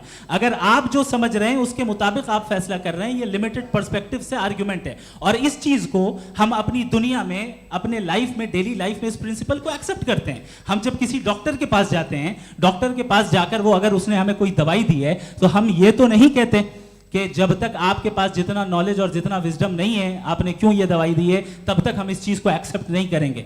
नहीं कहते, हम उसकी अथॉरिटी को तस्लीम करते हैं। क्यों? क्योंकि उसकी हम जानते हैं कि वो नॉलेजेबल है, वो विजडम वाला है, हमसे ज्यादा नॉलेज और हमसे ज्यादा विजडम है। बताएं सर। नहीं, डॉक्टर में और खुदा में बड़ा डिफरेंस है। डॉक्टर पढ़ा लिखा होता है एक, तो मैं उसकी बात सुनूंगा। दो ये नहीं, कुछ जवाब तो ये भी नहीं है सर। प्लीज, आप अगर सब ऑडियंस से बोलने लगेंगे तो हाँ। फिर मतलब नहीं सिविलाइज बहस का। मतलब आप ये कहें कि चूंकि आप डॉक्टर पे बिलीव करते हैं इसलिए खुदा पे बिलीव किए, क्या ये मिसाल आपको समझाने के लिए आर्ग्यूमेंट है, इस पे आपको एतराज नहीं है। तो सिंपल बात ये है कि मैं अगर ये यकीन कर रहा हूँ कि एक ओमनीपोटेंट, उसकी मसलहत है, ये जो बच्चे मर रहे हैं ये मसलहत है उसकी, मुझे नहीं चाहिए थी मसलहत। उसकी मसलहत नहीं, यही तो समझना है। मतलब एक्सपीरियंस। अच्छा, इस आपने अभी मेरी बात पूरी सुनी नहीं। मैंने कहा आपका पूरा आर्ग्यूमेंट दो फॉल्स असम्पशंस पर है। एक फॉल्स असम्पशन मैंने बता दिया, दूसरा फॉल्स असम्पशन ये है कि इस दुनिया में इविल के होने का कोई गुड रीजन नहीं है, जबकि हमारे पास बाज रीजंस मौजूद हैं, हमारे पास बाज वजूहात मौजूद हैं। अगर इस दुनिया में इविल ना हो तो आप गुड को डिफाइन कैसे करेंगे? अगर जुल्म ना हो आप इंसाफ को समझेंगे कैसे? अगर तारीकी ना हो तो आप लाइट को समझेंगे कैसे? बहुत अच्छे। अभी और सुन लें, अभी और बाकी है। ये तो बात बहुत पसंद आई साहब मुझे, कि जब तक रेप ना हो तब तक औरतों की इज्जत का ख्याल आपने मेरा जवाब पूरा सुना ही नहीं। जब तक के बच्चों का कत्ल ना किया जाए तब तक आपको बच्चों की मासूमियत की इज्जत। आपने पूरा जवाब सुना ही नहीं। क्या बात है, क्या आपने नुक्ता निकाला? आपने पूरा जवाब सुना ही नहीं। आप सुन लें, मेरी बात सुन लें। ये मैंने आपको एक चीज बताई। दूसरी चीज, इस दुनिया में हम आए हैं टेस्ट के लिए, हमारा टेस्ट हो रहा है और हर इंसान का अलग अलग अंदाज में टेस्ट होता है।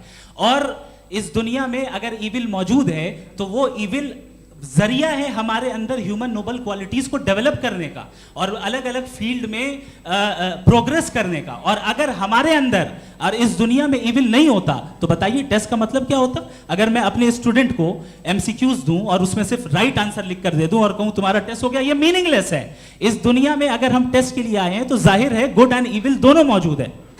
बताइए।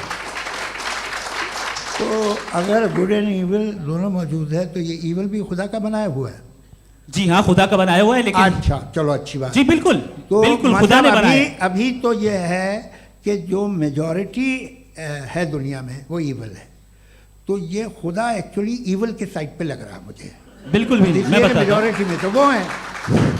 क्या बात कर रहे हैं भाई आप? मैं बहुत कोई भी जो मुंसिफ होगा, चाहे आपका अपना घर हो जिसके आप सबसे बड़े हैं, चाहे आपकी ऑर्गेनाइजेशन हो जो आप चलाते हैं, वहां पर आप इविल रखेंगे साबित करने को कि बाकी लोग शरीफ हैं? मेरी बात सुन क्या लें। ये आर्ग्यूमेंट ही गलत है? अगर कि जब तक के कोई इविल नहीं होगा तब तक के शरीफ आदमी शरीफ नहीं लगेगा। अगर एग्जामिनर गलत ऑप्शन दे रहा है तो एग्जामिनर इविल नहीं हो गया। जो गलत ऑप्शन को सेलेक्ट कर रहा है वो फेल होगा।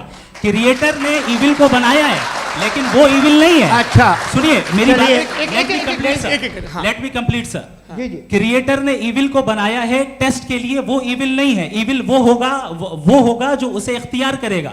छुरी को बनाने वाला गलत नहीं होता है, छुरी का गलत इस्तेमाल करने वाला गलत होता है। रेप को कैसे गलत इस्तेमाल करते हैं? इंसान के फ्री विल का नतीजा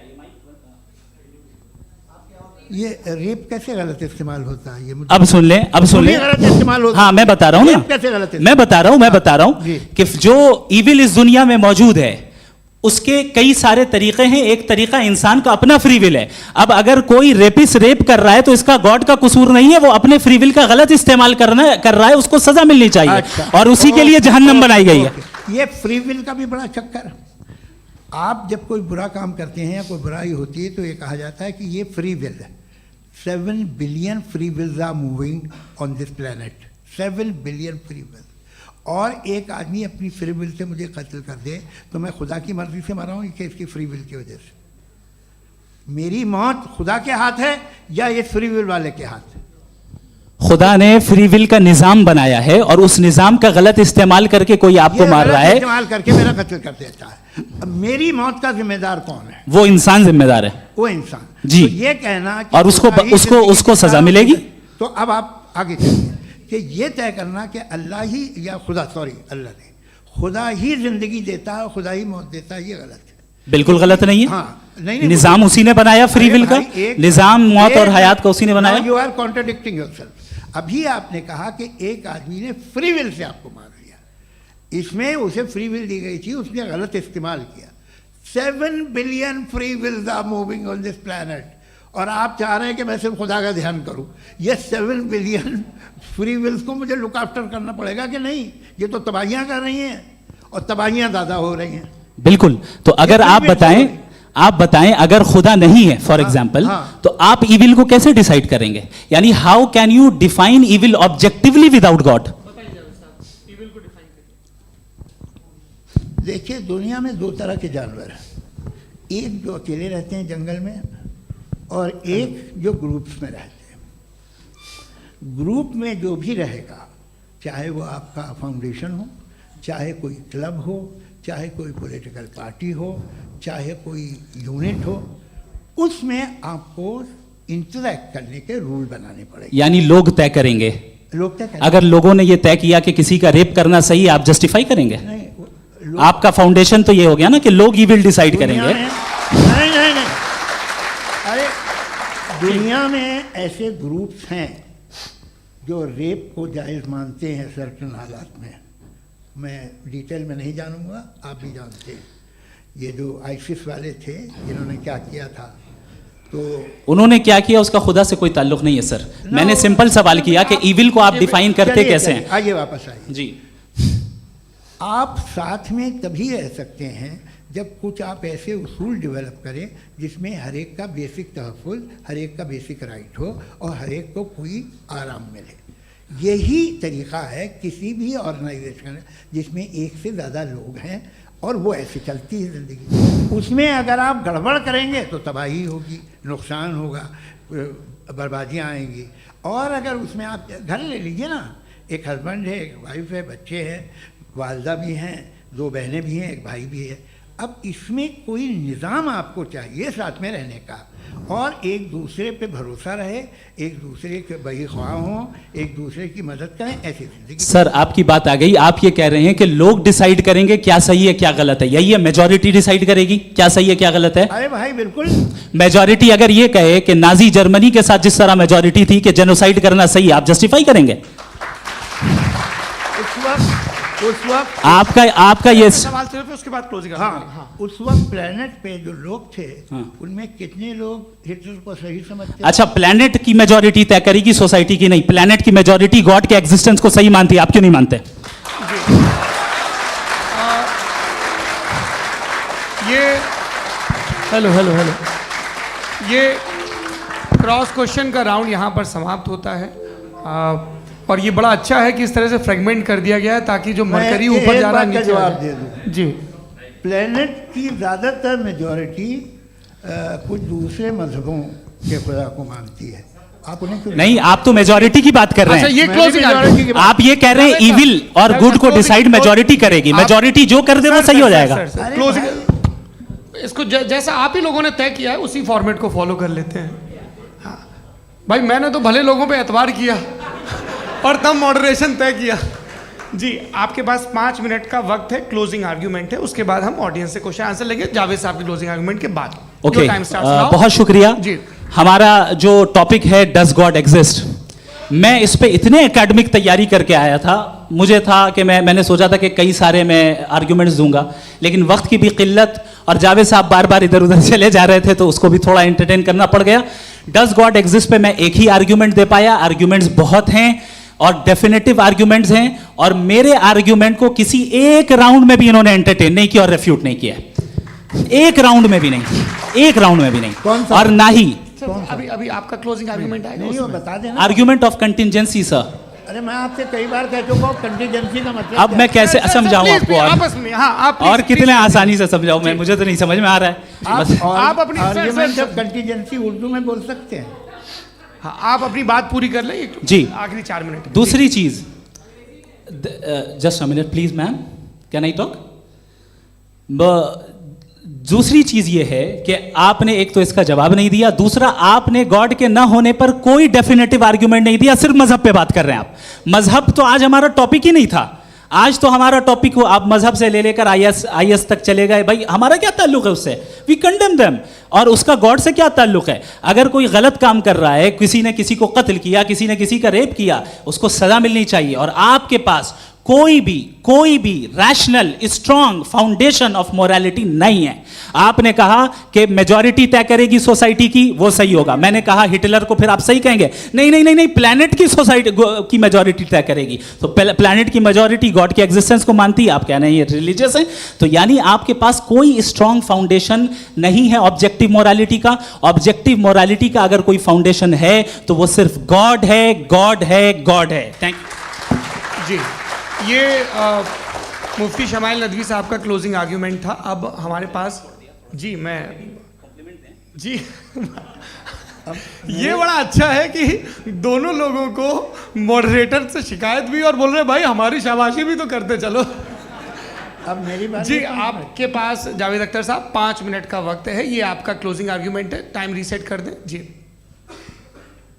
देखिए, बहुत सारी बातें हैं। गॉड का डेफिनेशन दुनिया के किसी भी रिलीजन में है कि वो ओमनीपोटेंट है, ओमनीप्रेजेंट है, he is just, he is kind, he loves you and so on. मैं जब दुनिया देखता हूँ तो मुझे कोई ऐसा सुप्रीम पावर यहाँ दिखाई नहीं देती है जो इंसान की बहबूदी के लिए कुछ कर रही हो, कमज़ोर को बचा रही हो, मदद कर रही हो, जालिम को पीछे हटा रही हो। मैं नहीं देखा, तारीख़ में नहीं। एक तो अगर है और ये देख रहा है तमाशा, तो उसका होना न होना बराबर है। दोम ये कि ये जो है, जब आप ये कहते हैं कि कायनात जिसकी कंटीजेंसी है, मैं देखिए वो लफ्ज़ इस्तेमाल किया मैं, तो ये कैसे हो सकती है भाई? और फ़ौरन आप सरेंडर कर देते हैं कि जाहिर है कि इसका बनाने वाला तो इससे 10,000 गुना ज़्यादा कॉम्प्लिकेटेड होगा, उस पर आपके होने पे कोई इतराज़ नहीं है।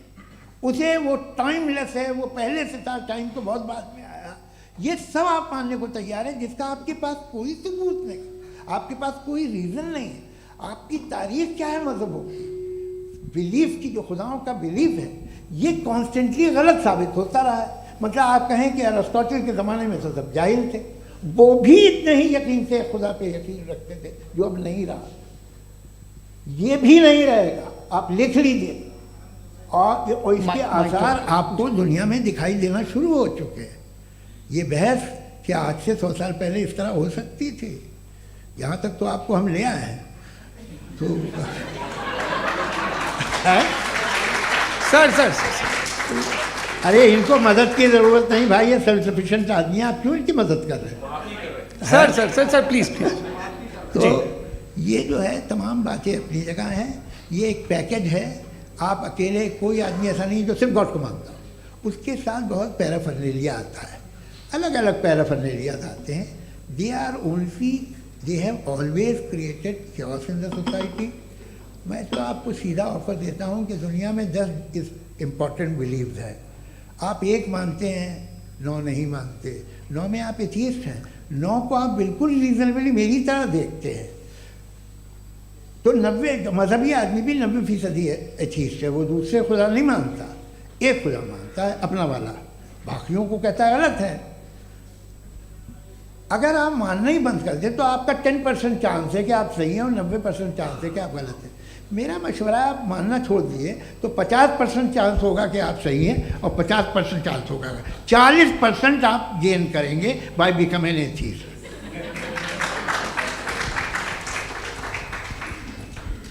ये एक फरसूदा ख्याल है, ये ख़त्म हो रहा है।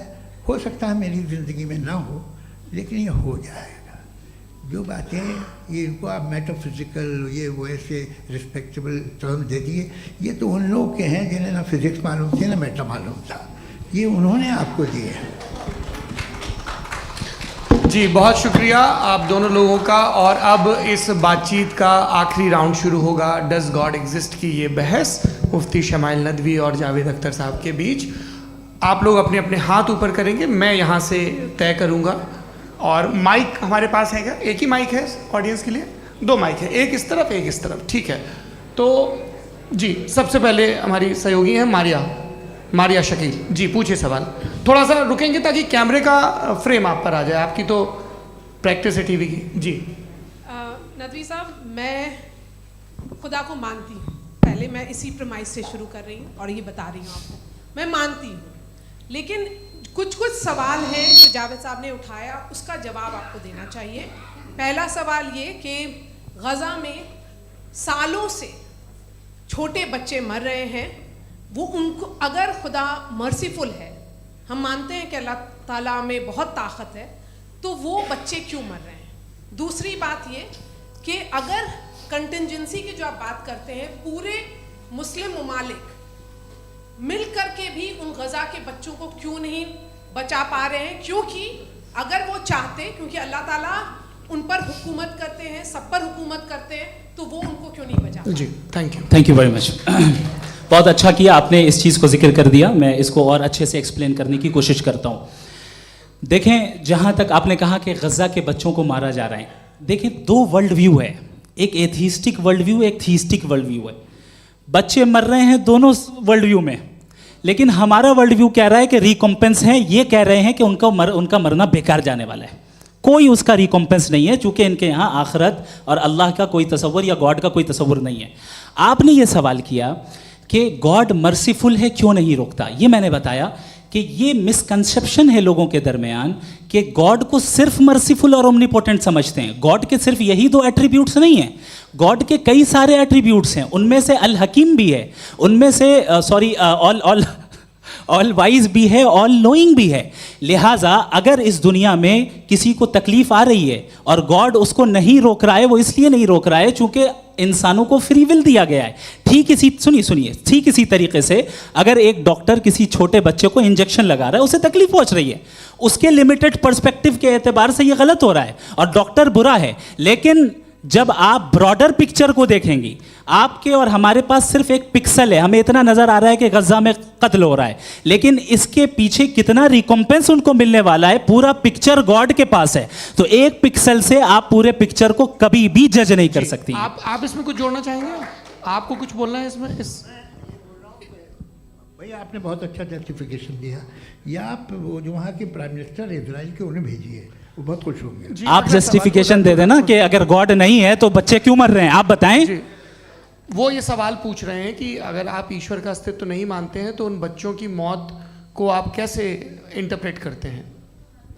भाई ये दुनिया जो है, जो ताकतवर लोग होते हैं वो एक नाइंसाफ़ी करते हैं। तो ये अच्छा काम है आपके नज़दीक, तो नेचर नाइंसाफ़ी पे मबनी है। अरे मेरे भाई, आप नेचर की कहाँ बात कर रहे हैं, तो इंसान की बात। तो फिर जब मैं इंसान की बात कर रहा था, आप नेचर की बात करने लग गए। क्रॉस एग्जामिनेशन नहीं। हाँ, अब आप मुझे बोलने नहीं देंगे तो अलग बात है, आप बोलिए, मुझे कोई जल्दी नहीं। जी नहीं, ये क्रॉस एग्जामिनेशन मुझे बोल तो लेने दीजिए। जी बोलिए। क्या बात ये है कि ह्यूमन सोसाइटी तभी साथ में रह सकती है जब वो मोहब्बत से, एकता से, एक दूसरे के एहतराम करके रहे। इसके अलावा पॉसिबल नहीं है, अकेले तो इंसान रह ही नहीं सकता। वहाँ पर कुछ लोग हैं जो फाउल करते हैं, वो फाउल हमेशा से तारीख में होता आया है। आज ये हो रहा है, जो हो रहा है बहुत बुरा हो रहा है, बहुत जालिमाना है, बहुत जाबराना है। उसको आप कहें कि ये बच्चों को कॉम्पनसेशन मिल जाएगा या इसकी इंजेक्शन है, इंजेक्शन तो हेल्थ के लिए दिया जाता है। आप ये कह रहे हैं कि ये बच्चों की जो धज्जियाँ उड़ रही हैं ये इंजेक्शन है, विटामिन टेस्ट का। है, ये टेस्ट है और उस टेस्ट में अगले उनको सवाल ऐसा में रिकॉम्पेंस मिलेगा जो आपके तस्वुर के बाहर है। ये आप 3 बरस के बच्चे को बारूद से उड़ा के टेस्ट ले रहे हैं, वाह। वो नहीं ले रहा है, खुदा नहीं उड़ा रहा है, इजराइल उड़ा रहा है। जी, ये तो उसको कंडेम अगला करें। सवाल लेते हैं। अगला सवाल लेते हैं प्रोफेसर पुरुषोत्तम अग्रवाल। मुफ्ती साहब, एक निवेदन आपसे है कि कम से कम थोड़ा सा माइक क्लोज एक रिलीजियस और फिलोसफिकल कर मैं प्लीज। एक रिलीजियस और फिलोसफिकल ट्रेडिशन है जो ब्रह्मांड को यानी यूनिवर्स को ही अंतिम मानती है। सर्वम खलु इदम ब्रह्मम, this is Chandogya Upanishad, and it completely rules out the existence और नेसेसिटी, आपके शब्दों में necessity of a creator. The creation itself is the creator. तो एक मिनट प्लीज। दूसरा जो सवाल आपने अभी, जो आप बार बार कह रहे हैं कि भगवान विद्वान भी है, वाइज, सब जानने वाला, तो अगर विजडम में दुनिया भर के पापों और अत्याचारों को बर्दाश्त करना शामिल है, तो फिर इसका मतलब ये हुआ कि अगर मैं फ्री विल से उसको अपोज करता हूं तो ईश्वर की विजडम और मेरी फ्री विल में कॉन्ट्राडिक्शन है। Because when I am opposing whatever is happening in Gaza, then I am opposing the God's will और गॉड्स विजडम। जवाब लेते हैं क्योंकि तो गॉड की विजडम में, एक मिनट सर प्लीज सर, ये एक जुमला, गॉड की विजडम है कि गाजा में जो कुछ हो रहा है वो हो रहा है, मैं उसको अपोज कर रहा हूं, तो मैं गॉड की विजडम के खिलाफ जा रहा हूं। एक सवाल। दूसरा ये नहीं, आपने 2 ऑलरेडी। सर आप और सवाल कर लें, लेकिन मुझे 2 जवाब दे सर, दें। सर, पहले आपने ये कहा, सुनिए मेरी बात सुनिए। भाई इजराइल के गॉड के मुताबिक तुम्हारा ठीक हो रहा है ना? प्रोफेसर, नहीं हो रहा है, ठीक नहीं हो रहा है, मैं बता रहा हूँ क्या हो रहा है। आप तशरीफ रखें, मैं बता रहा हूँ क्या हो रहा है। Let me complete please. एक सेकंड गाइस, एक सेकंड। ये देखिए, ऐसा है कि ये सब बड़ा आपस में विचार विमर्श के बाद ये तय हुआ था कि कुछ नियम बना लिए जाएं ताकि एक टाइम बाउंड बातचीत चले।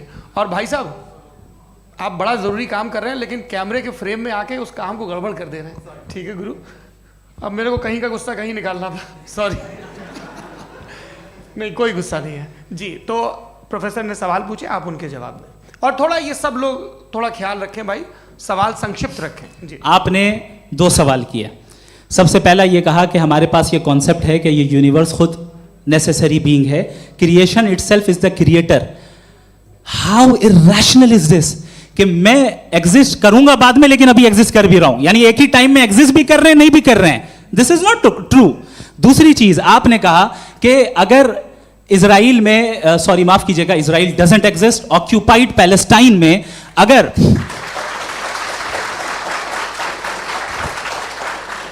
ऑक्यूपाइड पैलेस्टाइन में बच्चों को मारा जा रहा है फ्री विल की वजह से और गॉड नहीं रोक रहा, ये कॉन्ट्रडिक्शन है। ये बताइए कि एक एग्जाम में एक बच्चा गलत आंसर लिख रहा है, सुनिए, एग्जामिनर चाहे तो रोक सकता है, क्यों नहीं रोक रहा है? ये कॉन्ट्रडिक्शन है या कॉन्ट्रडिक्शन नहीं है? माइक नहीं सर, ये आपस में जी, ये क्या आपका सवाल? माइक दीजिए। फ्री विल दिया गया है टेस्ट के लिए, अकाउंटेबिलिटी के लिए। अगर फ्री विल नहीं होता तो आप कहते हैं हमें रोबोट बना दिया गया। नॉट मिसरिप्रेजेंट माय पोजीशन, आपकी जो भी पोजीशन, मैं अपनी फ्री विल के नाते, अपने ह्यूमन विजडम के नाते गाजा में हो रही अत्याचार का विरोध करता हूं। बिल्कुल करना चाहिए। आपके हिसाब से मैं गॉड की विजडम का विरोध कर रहा हूं? बिल्कुल नहीं, समाज हो रहा है गॉड की, बिल्कुल भी नहीं, बिल्कुल भी नहीं।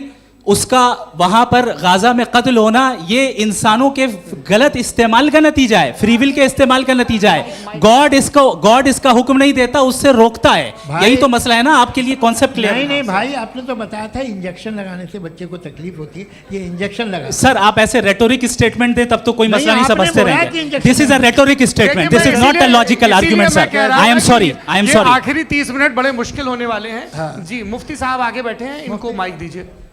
हाँ तरुण, माइक आप अपने पास रखिए, आपको कैमरे का फ्रेम पता है जी। सबसे पहले दोनों को मुबारकबाद। एक सर अपना आप नाम बता दें। आप अमेरिका में शिकागो में रहते हैं, इतना मुझे याद है। बताया आपको, यासिर नदीम अलवाजदी मेरा नाम है। जावेद सर, आपसे एक क्वेश्चन है इन्फिनिट रिग्रेस के ताल्लुक से। एक हाइपोथेटिकल सिनेरियो है, मसलन अगर आप सर माइक थोड़ा सा प्लीज क्लोज रखिए जी। अगर आप शायर इसलिए हैं कि आपके कोई उस्ताद शायर थे, और वो इसलिए शायर थे कि उनके कोई उस्ताद शायर थे, और इसी तरीके से हम माजी में पीछे चलते चलते चले जाएं और कहीं ना रुके, तो माफ कीजिएगा आप कभी शायर नहीं हो सकते। लेकिन आप शायर हैं, आपका शायर एग्जिस्ट करता है, इसका मतलब ये है कि आप कहीं ना कहीं रुके हैं। तो मेरा सवाल ये है कि क्या आप इन्फिनिट रिग्रेस ऑफ कॉजेस को लॉजिकल फैलेसी मानते हैं या नहीं मानते? हाँ या ना? मैं इन्हें लॉजिकल फैलेसी नहीं मानता हूँ, लेकिन मेरा प्रॉब्लम यह है कि जब मैं नहीं मानता हूँ तो I continue with this logic जो फैलेसी नहीं हो। आप एक जगह रुक जाते हैं जाके, आप कहते हैं ये गेंद कैसे बनी, ये जजीरा कैसे बना, ये समंदर कैसे बना, ये ज़मीन कैसे बनी, और अचानक गॉड पे जाके आपको ब्रेक लग जाता है। एक बार आप सवाल नहीं करते कि भाई इनको बनाने वाला तो इनसे भी कॉम्प्लिकेटेड होगा, वो कैसे बना, उसके बारे में आपने इत्मीनान कर लिया, वो हमेशा से है। तो अगर आप उसे हमेशा से मानते हैं तो फिर ये मान लीजिए कि कायनात हमेशा से है, क्या तकलीफ फिर हम वजूद में नहीं आते जी है? हम मौजूद नहीं। अच्छा सर क्यों नहीं हो मैं सकते? बताऊंगा, प्लीज प्लीज। जैसे मैंने मिसाल दी आपके शेर की। आपका शेर कभी वजूद में ना आता अगर शायर इसी तरह चलते रहते हमेशा। जी माइक मेरे ख्याल से एक सेकंड, इन्फिनिट रिग्रेस का कॉन्सेप्ट क्लियर नहीं हो जी, पाया, जी। सर रहने दें, लेट्स मूव ऑन सर। ठीक है, हाँ थोड़ा सा मॉडरेटर का भी ख्याल रखें। नहीं आपने तो रखा है, आपने रखा है। यहाँ पे गौहर रजा साहब हैं, वो भी एक सवाल पूछना चाहते हैं। माइक यहाँ नीचे से ऑन कर दिए नीचे। पहले तो ये कह दूं कि मैं उन बच्चों से शर्मिंदा हूं जिनको गज़ा में कत्ल किया गया, क्योंकि हमारे होते हुए कत्ल किया गया। लेकिन उससे ज़्यादा शर्मिंदगी इस बात से हुई कि मुझे लगा कि मुफ्ती साहब उसको जस्टिफाई कर रहे हैं।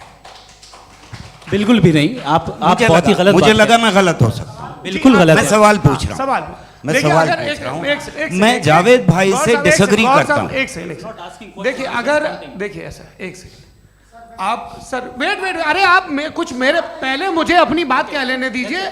अगर ऑडियंस तय करेगी तो फिर मॉडरेटर का मतलब नहीं। मेरा आप सबसे ये कहना है, ये बहस दो लोगों के बीच में है, एक तरफ मुफ्ती साहब, एक तरफ जावेद साहब।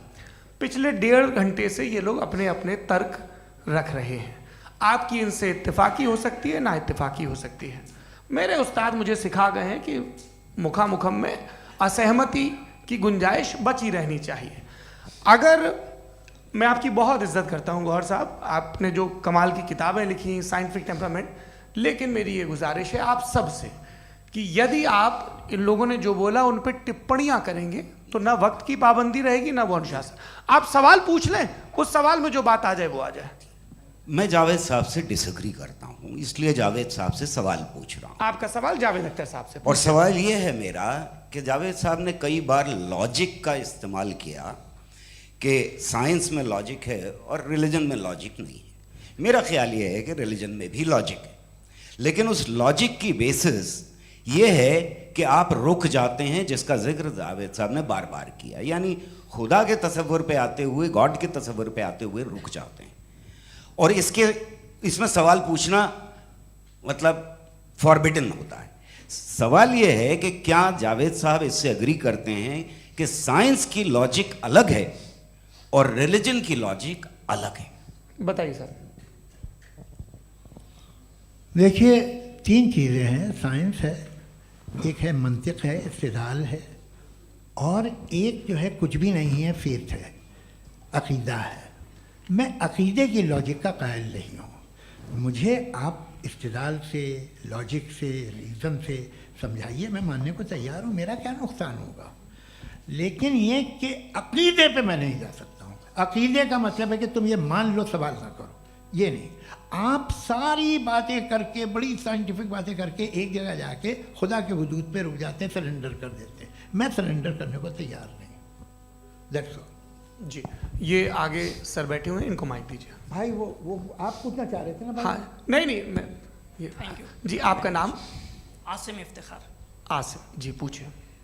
सर जावेद सर से सवाल है कि आपने अपने क्लोजिंग माइक थोड़ा करीब रखिए। अपने क्लोजिंग स्टेटमेंट में ये बात कही थी कि मज़हब का जो फ्यूचर है वो ज़्यादा दिन नहीं जाने वाला है। लेकिन मैं देख पा रहा हूँ कि जो ऑक्सफोर्ड यूनिवर्सिटी की एक स्टडी है 2011 में हुई है, जिसके 50 एकेडमिशियंस ने इसको अंजाम दिया था, उसमें वो ये कहते हैं कि जो फेथ इन गॉड है वो इनबिल्ट है ह्यूमन नेचर के अंदर, जिसको हम कहते हैं फितरत के अंदर शामिल है वो।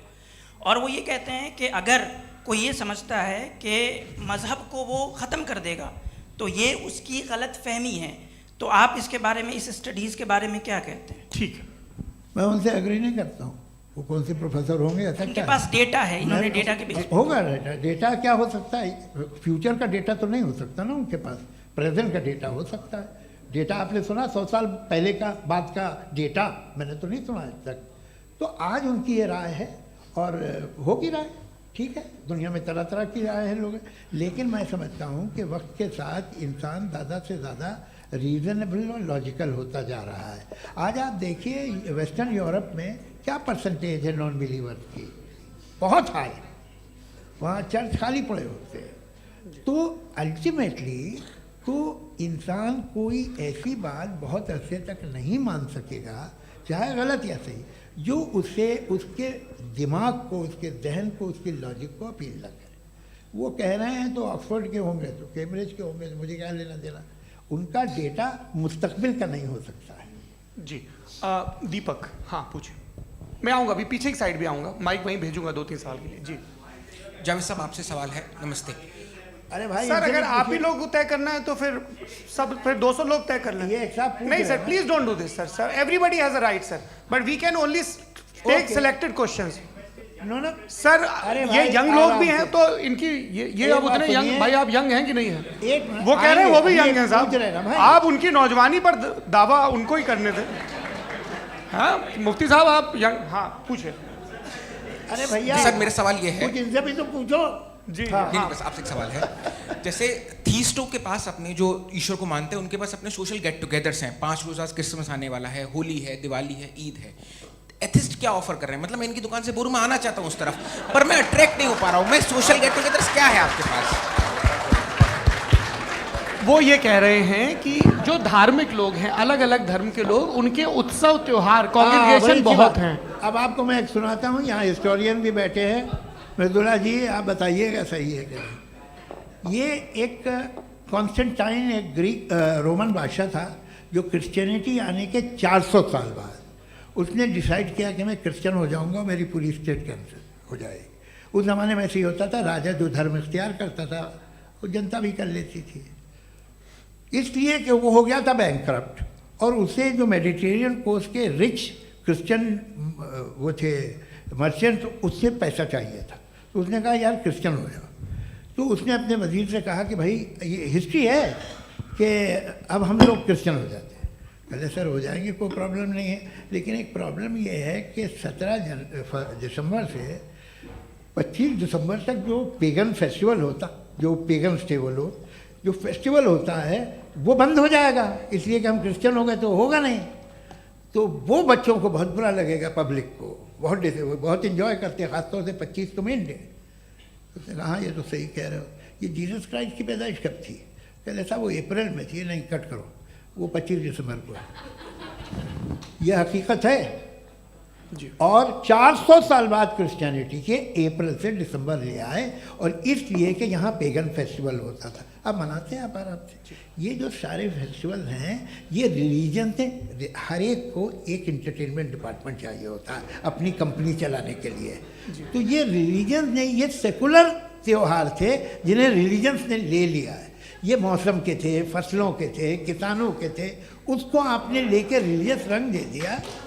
ये कोई रिलीजन से थोड़ी आए आप। अच्छा हमें देखिए, हम तो मुल्द हैं, हम ईद मनाते हैं, हम दिवाली मनाते हैं, हम होली मनाते हैं, हम क्रिसमस मनाते हैं। बम्बई की फिल्म इंडस्ट्री की सबसे बड़ी होली हमारे घर में, सबसे बड़ी ईद हमारे घर में। वो हमारी सोशल वो है, हमारा हेरिटेज है। ऐसा थोड़ी है कि we will throw the baby along with the water. ये तो अच्छी चीज़ है, इन्हें रखो, जो बेकार है फेंक दो। जी हाँ। हेलो जी, मेरा सवाल नादवी जी से है। जैसा कि आपने बोला कि गॉड टाइम के भी परे हैं, और गॉड इतनी कॉम्प्लेक्स चीज़ है कि उसे ह्यूमन माइंड समझ नहीं सकता, और गॉड ने अर्थ पे फ्री विल भी दे दी है। तो आप अपना वक्त ज़ाया क्यों कर रहे हैं गॉड के बारे में बात करके? अपन को तो बात करनी चाहिए कि सोसाइटी को बेहतर कैसे करें। जी, मैं गॉड वही बताता है सोसाइटी को कैसे बेहतर करे। अभी मैं आपका जवाब देता हूँ। आपने कहा कि टाइम पे वो एग्जिस्ट नहीं करता, मेरा सवाल ये है कि जैसा आपने बोला कि गॉड बहुत ही कॉम्प्लेक्स चीज है। मैंने कहा ही नहीं कि कॉम्प्लेक्स है, तो आपके अल्फाज हैं। कॉम्प्लेक्स का लफ्ज गॉड के लिए सुइटेबल नहीं है। क्यों? क्योंकि कॉम्प्लेक्स वो चीजें होती हैं जो ऑब्जेक्ट हो। God is not an object. जिसको आप इंस्ट्रूमेंट के जरिए लेबोरेटरी में जाके टेस्ट करें, oh it's very complex. No, वो कोई कार का इंजन नहीं है। मेरा वो सवाल फिलोसॉफिकली नेसेसरी बीइंग ऐसी बीइंग है जो सिंपल बीइंग है। हाँ, आप उसको मुकम्मल तौर पे उसकी तमाम हिकमतों को जान ले और हर चीज़ को जान ले, ये पॉसिबल नहीं है, क्योंकि वो ऑल वाइज है, आप ऑल वाइज नहीं है, और वो खुदा है, वो आपको सारी चीज़ें बता दे, ये ज़रूरी नहीं। मेरा सवाल ये नहीं था, मेरा सवाल ये था कि जब गॉड इतना परे है इस दुनिया से कि उसने अर्थ पे फ्री विल भी दी है, हम सब ह्यूमंस की फ्री विल है, और जो सोसाइटी में हो रहा है वो अपन लोग डिसाइड करेंगे, तो अपन लोग डिसाइड नहीं करेंगे ना, अपन लोग डिसाइड नहीं करेंगे। गॉड जो है, गॉड ने वो उसकी जात, उसकी एग्जिस्टेंस टाइम एंड स्पेस से परे है, लेकिन वो हमारा टेस्ट ले रहा है और उसी गॉड ने हमें बताया कि तुम्हें क्या करना है क्या नहीं करना है, तो जाहिर है उस गॉड की बात सुनेंगे ना हम। जी, वो पीछे एक चश्मा लगाए जो मैम खड़ी हैं, उनको दीजिए। हाँ, आप जी जी बिल्कुल आएंगे, है ना? देखिए मैं कोशिश कर रहा हूँ सब तरफ जाने की। हाँ, उनको दीजिए माइक। जी, हेलो सर, मैं ओमनी प्रेजेंट नहीं हूँ, टाइम पाबंद हूँ और जहाँ तक कोशिश कर सकता हूँ करूँगा। जी, अपना नाम बताइए। मेरा नाम उर्सुला है, मैं दिल्ली यूनिवर्सिटी की एक स्टूडेंट हूँ और मैं स्टूडेंट फेडरेशन ऑफ इंडिया से हूँ।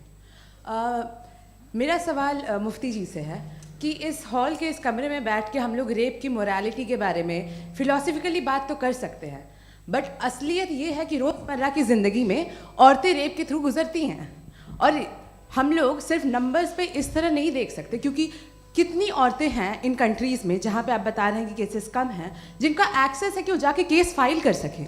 कितनी औरतें हैं जो जिनको काम करने की आज़ादी है उन कंट्रीज़ में। यूरोप में ये आज़ादी आ गई, यूरोप में ये रूल्स आ गए, तो हम आज उसके बारे में बात कर पा रहे हैं। जी, जवाब। आपने ये कहा कि कमरे में बंद होकर हम लोग इस पर फिलोसफिकली बात कर सकते हैं, लेकिन हकीकत में क्या हो रहा है, वो ग्राउंड लेवल पे क्या हो रहा है जो बहुत गलत हो रहा है, और वो सफ़र कर रही हैं। आई एग्री, बहुत गलत हो रहा है, और जो गलत हो रहा है उसको हमें रोकना है। और क्यों रोकना है, वो गलत क्यों है, हमारे पास इसका ऑब्जेक्टिव फाउंडेशन है, इनके पास उसका ऑब्जेक्टिव फाउंडेशन नहीं है। मैं ये कहना चाह रहा हूँ कि जहाँ पे भी जुल्म हो रहा है, जहाँ पे भी औरत पे जुल्म हो रहा है, या उसकी इज्जत लूटी जा रही है, या उसे तकलीफ पहुँचाई जा रही है, और सिर्फ औरत नहीं, किसी इंसान के ऊपर भी जुल्म हो रहा है, तो उसके खिलाफ खड़ा होना, ये मॉरलिटी हमारे पास गॉड के पास से आई है। वरना जावेद साहब तो कह रहे हैं कि जो है मेजॉरिटी डिसाइड करेगी, तो मेजॉरिटी तो कभी भी बदल सकती है। क्या आप नातू? हाँ। ये थोड़ी सी आपको गलतफहमी है। मैं अगर मेरे जुमले से ये मदनत निकला या मैंने कहा, तो ये जुमला मैं वापस लेता हूँ, ये मेरा मतलब ही नहीं था कि मेजॉरिटी डिसाइड करेगी। मेजॉरिटी डिसाइड करे तो दुनिया में बड़ी, वैसे आपने कहा था ये जुमला। अच्छा, हो सकता है, मैं मान रहा हूँ, बाद में रिकैप कर लेंगे। अरे एक सेकंड, मैं अपनी एक्सप्लेनेशन देता हूँ। मुनासिब बात यह है कि हम सब के सब दिल में जानते हैं कि क्या अच्छा है क्या बुरा है, हमें पता है अच्छी तरह से। जो लोग बुरे काम करते हैं उन्हें भी मालूम अच्छा क्या है। यही तो सवाल था हजरत कि फिर ये मोरालिटी आई कहाँ से? Cross examination. हाँ जी, हाँ। मोरालिटी साथ रहने की डिजायर से आई है, यानी साथ रहकर जो कुछ कह दे, जो कुछ कर दे, वो हो जाएगा? नहीं नहीं, तो आप कायदे से रह ही कर सकते हैं जब तक लोगों में मोरालिटी हो, वरना क्यास हो जाएगा। ये आपको कैसे पता?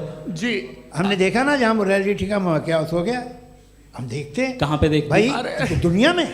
आप जो कह रहे हैं, आप कहीं पे अगर गलत हो रहा है इस बहस तो के उसको बाद आप मैं गलत देखिए। आप एपिस्टेमोलॉजी की बात कर रहे हैं, मैं ऑन्टोलॉजी की बात कर रहा हूँ। मैं इस बहस फाउंडेशन आप क्या है? दोनों लोगों को चाय पे होस्ट करूंगा, वहां पे क्रॉस एग्जामिनेशन कर लीजिएगा। अभी ऑडियंस का हक मार रहे हैं आप लोग भाई, सर जस्ट लोग हैं आप लोग। और ये भाई ये हाँ, उधर आएंगे, इनको भी। जी सर, आएंगे। अच्छा सर, मेरा नाम लईकुर रहमान है और मैं अलीगढ़ मुस्लिम यूनिवर्सिटी का स्टूडेंट हूँ, और जहाँ तक मुझे पता है कि sir you are also product of Aligarh Muslim university. मैं भी उसी चमन का बुलबुल। हाँ सर, तो बहुत खुशी हुई मुझे जान करके कि मैं आपसे मिलूंगा। सवाल सर, मेरा सवाल यह है, सर सैयद अलैहिर्रहमा का नज़रिया यह था कि खुदा के वजूद को अक़ल के दायरे में रह कर के तलाश करना, न कि पूरी तौर से उसका इनकार कर देना। Sir, how will you define it? नहीं, तो ये तो आप इन्हें बताइए। ये सवाल आपसे खुदा का वजूद साबित कर रहे हैं, तो सर आपने इनकार कर रखा है, इस वजह से मेरा क्वेश्चन उन्होंने यही सर से, एक सेकंड, सर सैयद ने यही कहा ना कि अक्ल से आप खुदा के वजूद को साबित नहीं कर सकते, यही कहा ना भाई। वो उन्होंने कहा कर सकते हैं और वो कर दिया गया आज।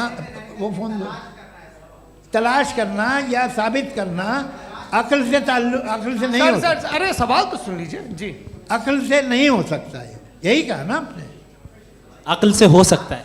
अरे वो यही कह रहे हैं भाई, आप बता रहे हो सकता है, वो तो कुछ और। आप अगर सर देखो नौजवान फोन ले लो, वो इतनी बोले। कमाल की यूनिवर्सिटी है। अरे भाई दे दो मेरी ना बात जरा तो- 1 मिनट, अरे दे दो मेरे भाई माइक। मेरी बात सुनो, नहीं, माइक मैं पे समझ- बोलो ताकि जो लाखों लोग देख रहे हैं माइक दे दो ना। अरे देंगे ना माइक, तुम ठहरो तो। हाँ सर, मेरा सवाल ये था कि सर सैयद अलैहि रहमा का एक नज़रिया था अपना कि खुदा का जो वजूद है उसको अक़ल के दायरे में रह कर के तलाश करना है, न कि पूरे तौर से इनकार कर देना है। ये उनका कॉन्सेप्ट था। लेकिन मेरा सवाल ये है कि आप इसको कैसे डिफाइन करते हैं, एक्सप्लेन कैसे करेंगे, मैं आपसे जानना चाहता हूँ, क्योंकि you are the product of Aligarh Muslim university. मुझे अकल के दायरे में रख के मैंने बहुत तलाश की, मुझे मिला नहीं। हाँ ये इधर उधर वो चश्मा लगाए जो, हाँ उनको दे दीजिए। जी जी फटाफट पूछिए, बस 5 मिनट है, 5 मिनट में खत्म हो रहा है। हाँ अस्सलाम वालेकुम मुफ्ती साहब। एंड मेरा सवाल जावेद अख्तर साहब से। क्या नाम है आपका? अरे भैया सब मुझे जब पूछ रहे हो।